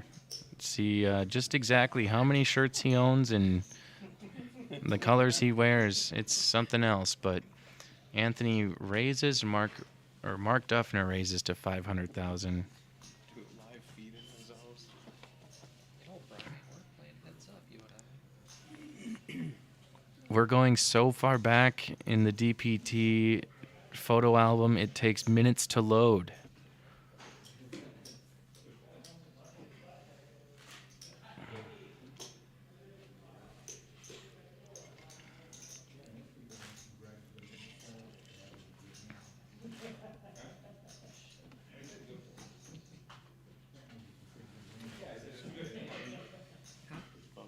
Yeah. That's his nephew. That Anthony.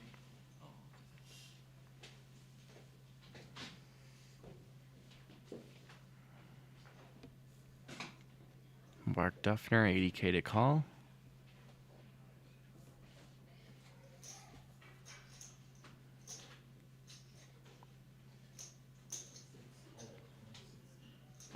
Mark calls Anthony's option. He'll check.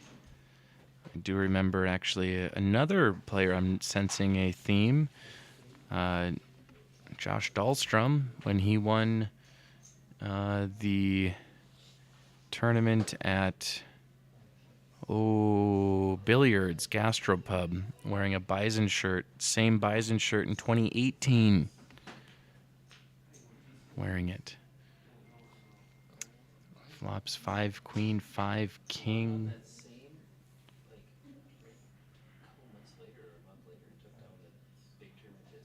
I'm gonna check from Anthony. Those 20, you think? Wow. Yeah, the year. Mark will fire away for 160,000. It's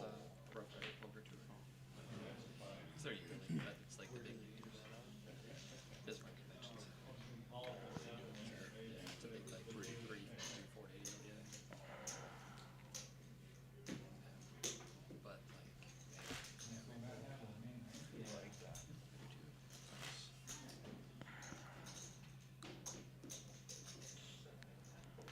Paul Johnson deep in the DPT photo album. He placed really well today.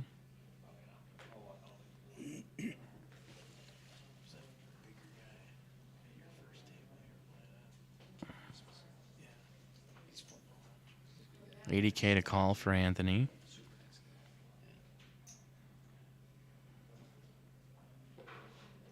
He's going to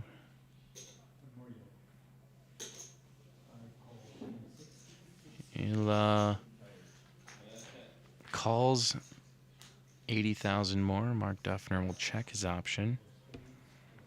Flop comes 4-8-4.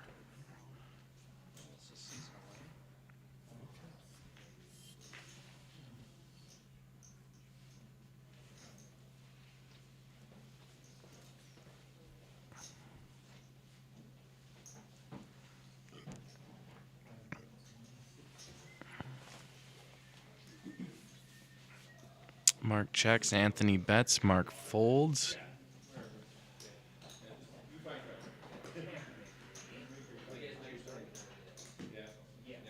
I think I've figured out what's going on. The top prize is so high, you'd have to fill out a W-2G or some state paperwork where you got to pay some taxes or your wages might be garnished. I don't think either of these players actually want to take first. They want to take second because that is under that threshold. So very interesting storyline if that were the case.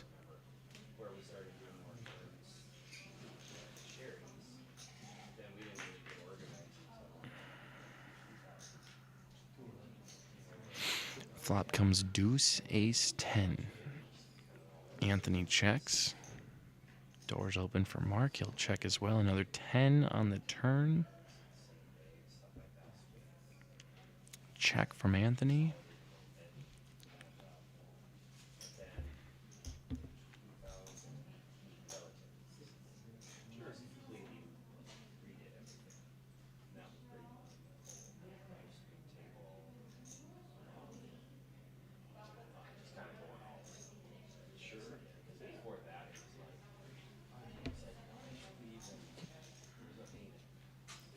For what you're getting out of it. Not a ton of action here.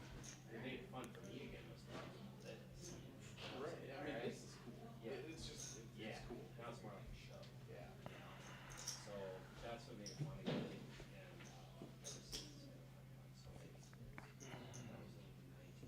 Yeah. So I think I've reached the limit on Mark's shirt here.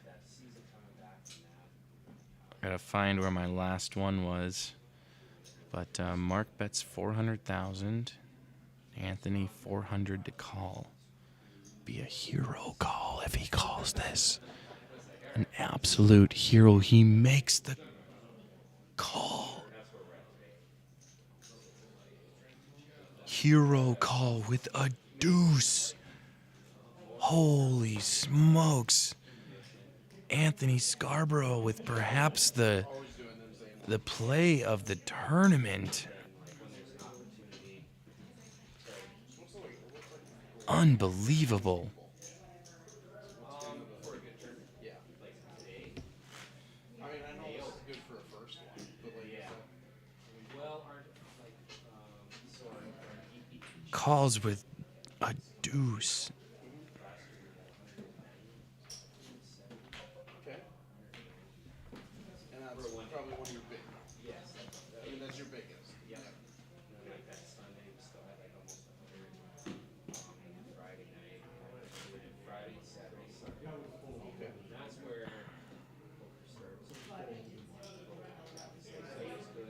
Yeah. Right.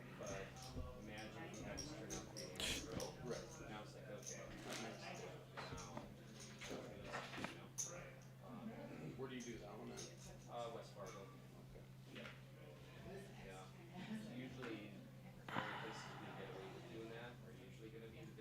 Okay. Oh yeah. Mark will, I think, call. Anthony will most likely check his option.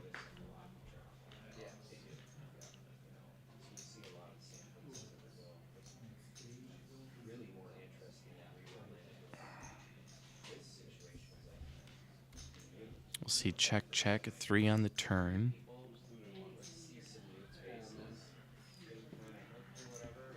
Check from Anthony. Mark reaching for chips. I think he bets and Anthony folds.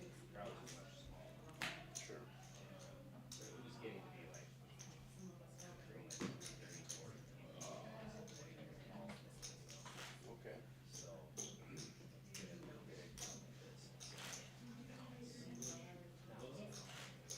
So not a whole lot of action. I hope we come out of this lull shortly. I don't want to say we're coming up on our 13th hour of poker, but we are. Only a half hour away. Who's counting? Not me. I'm not counting. I'm not keeping track of that, that's for sure. For us, it was all us. We wanted to. I've wanted to do it. I think it's awesome. Yeah. I think it's fun. Yeah. Cody pushed it, of course.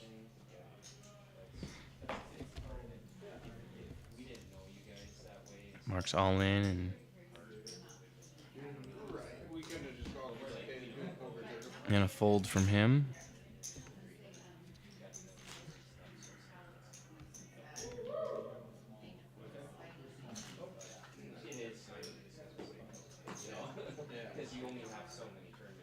Well, you only have so many days in a year. I mean, that's just what it comes down to.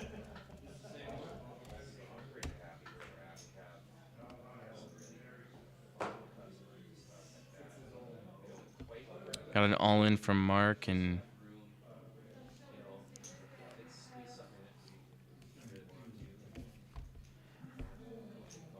Anthony just can't stomach it. He's going to fold.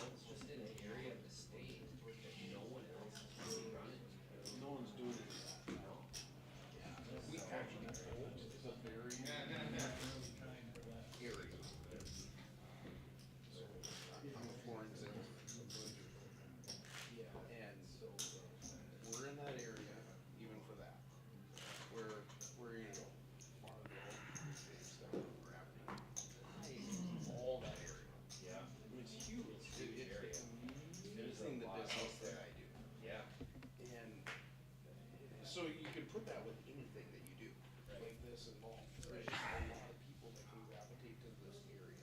We got a major highway that comes through. You know, I mean.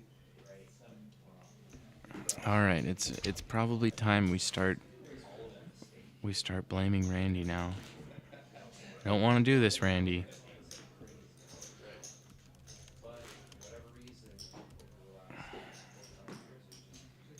Randy, we got to start dealing some hands here, bud. I know there's no way you can control that. I'm well aware.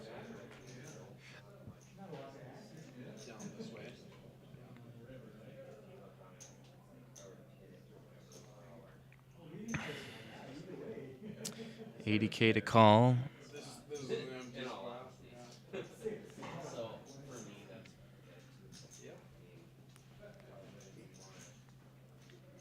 Here we go, Anthony picking up pocket rockets.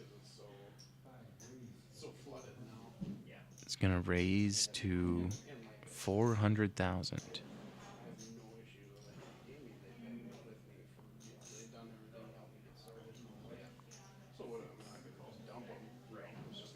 Mark will make the call.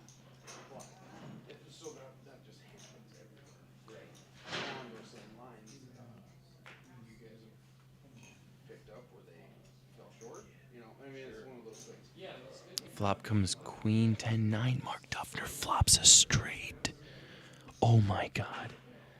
Anthony checks. Oh my God. Mark will bet.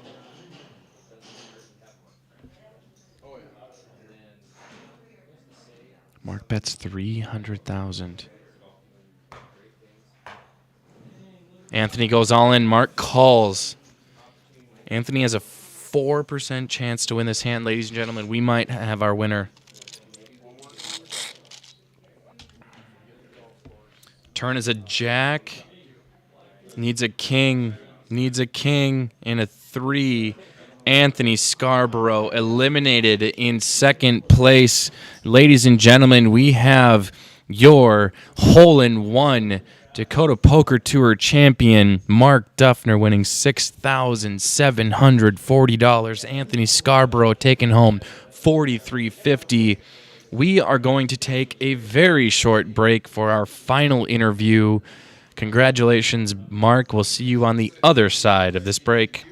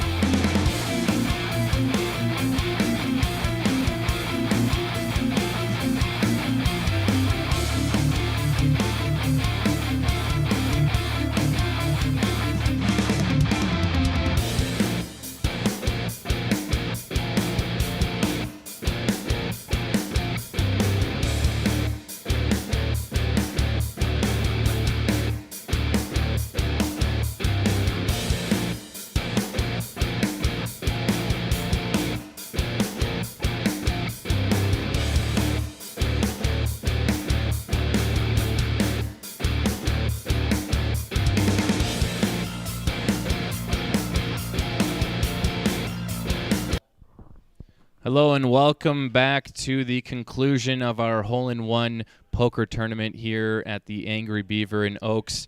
Mark Duffner, champion. How does it feel? Pretty good, pretty good. Good. So I had enough time back there since we dragged this on.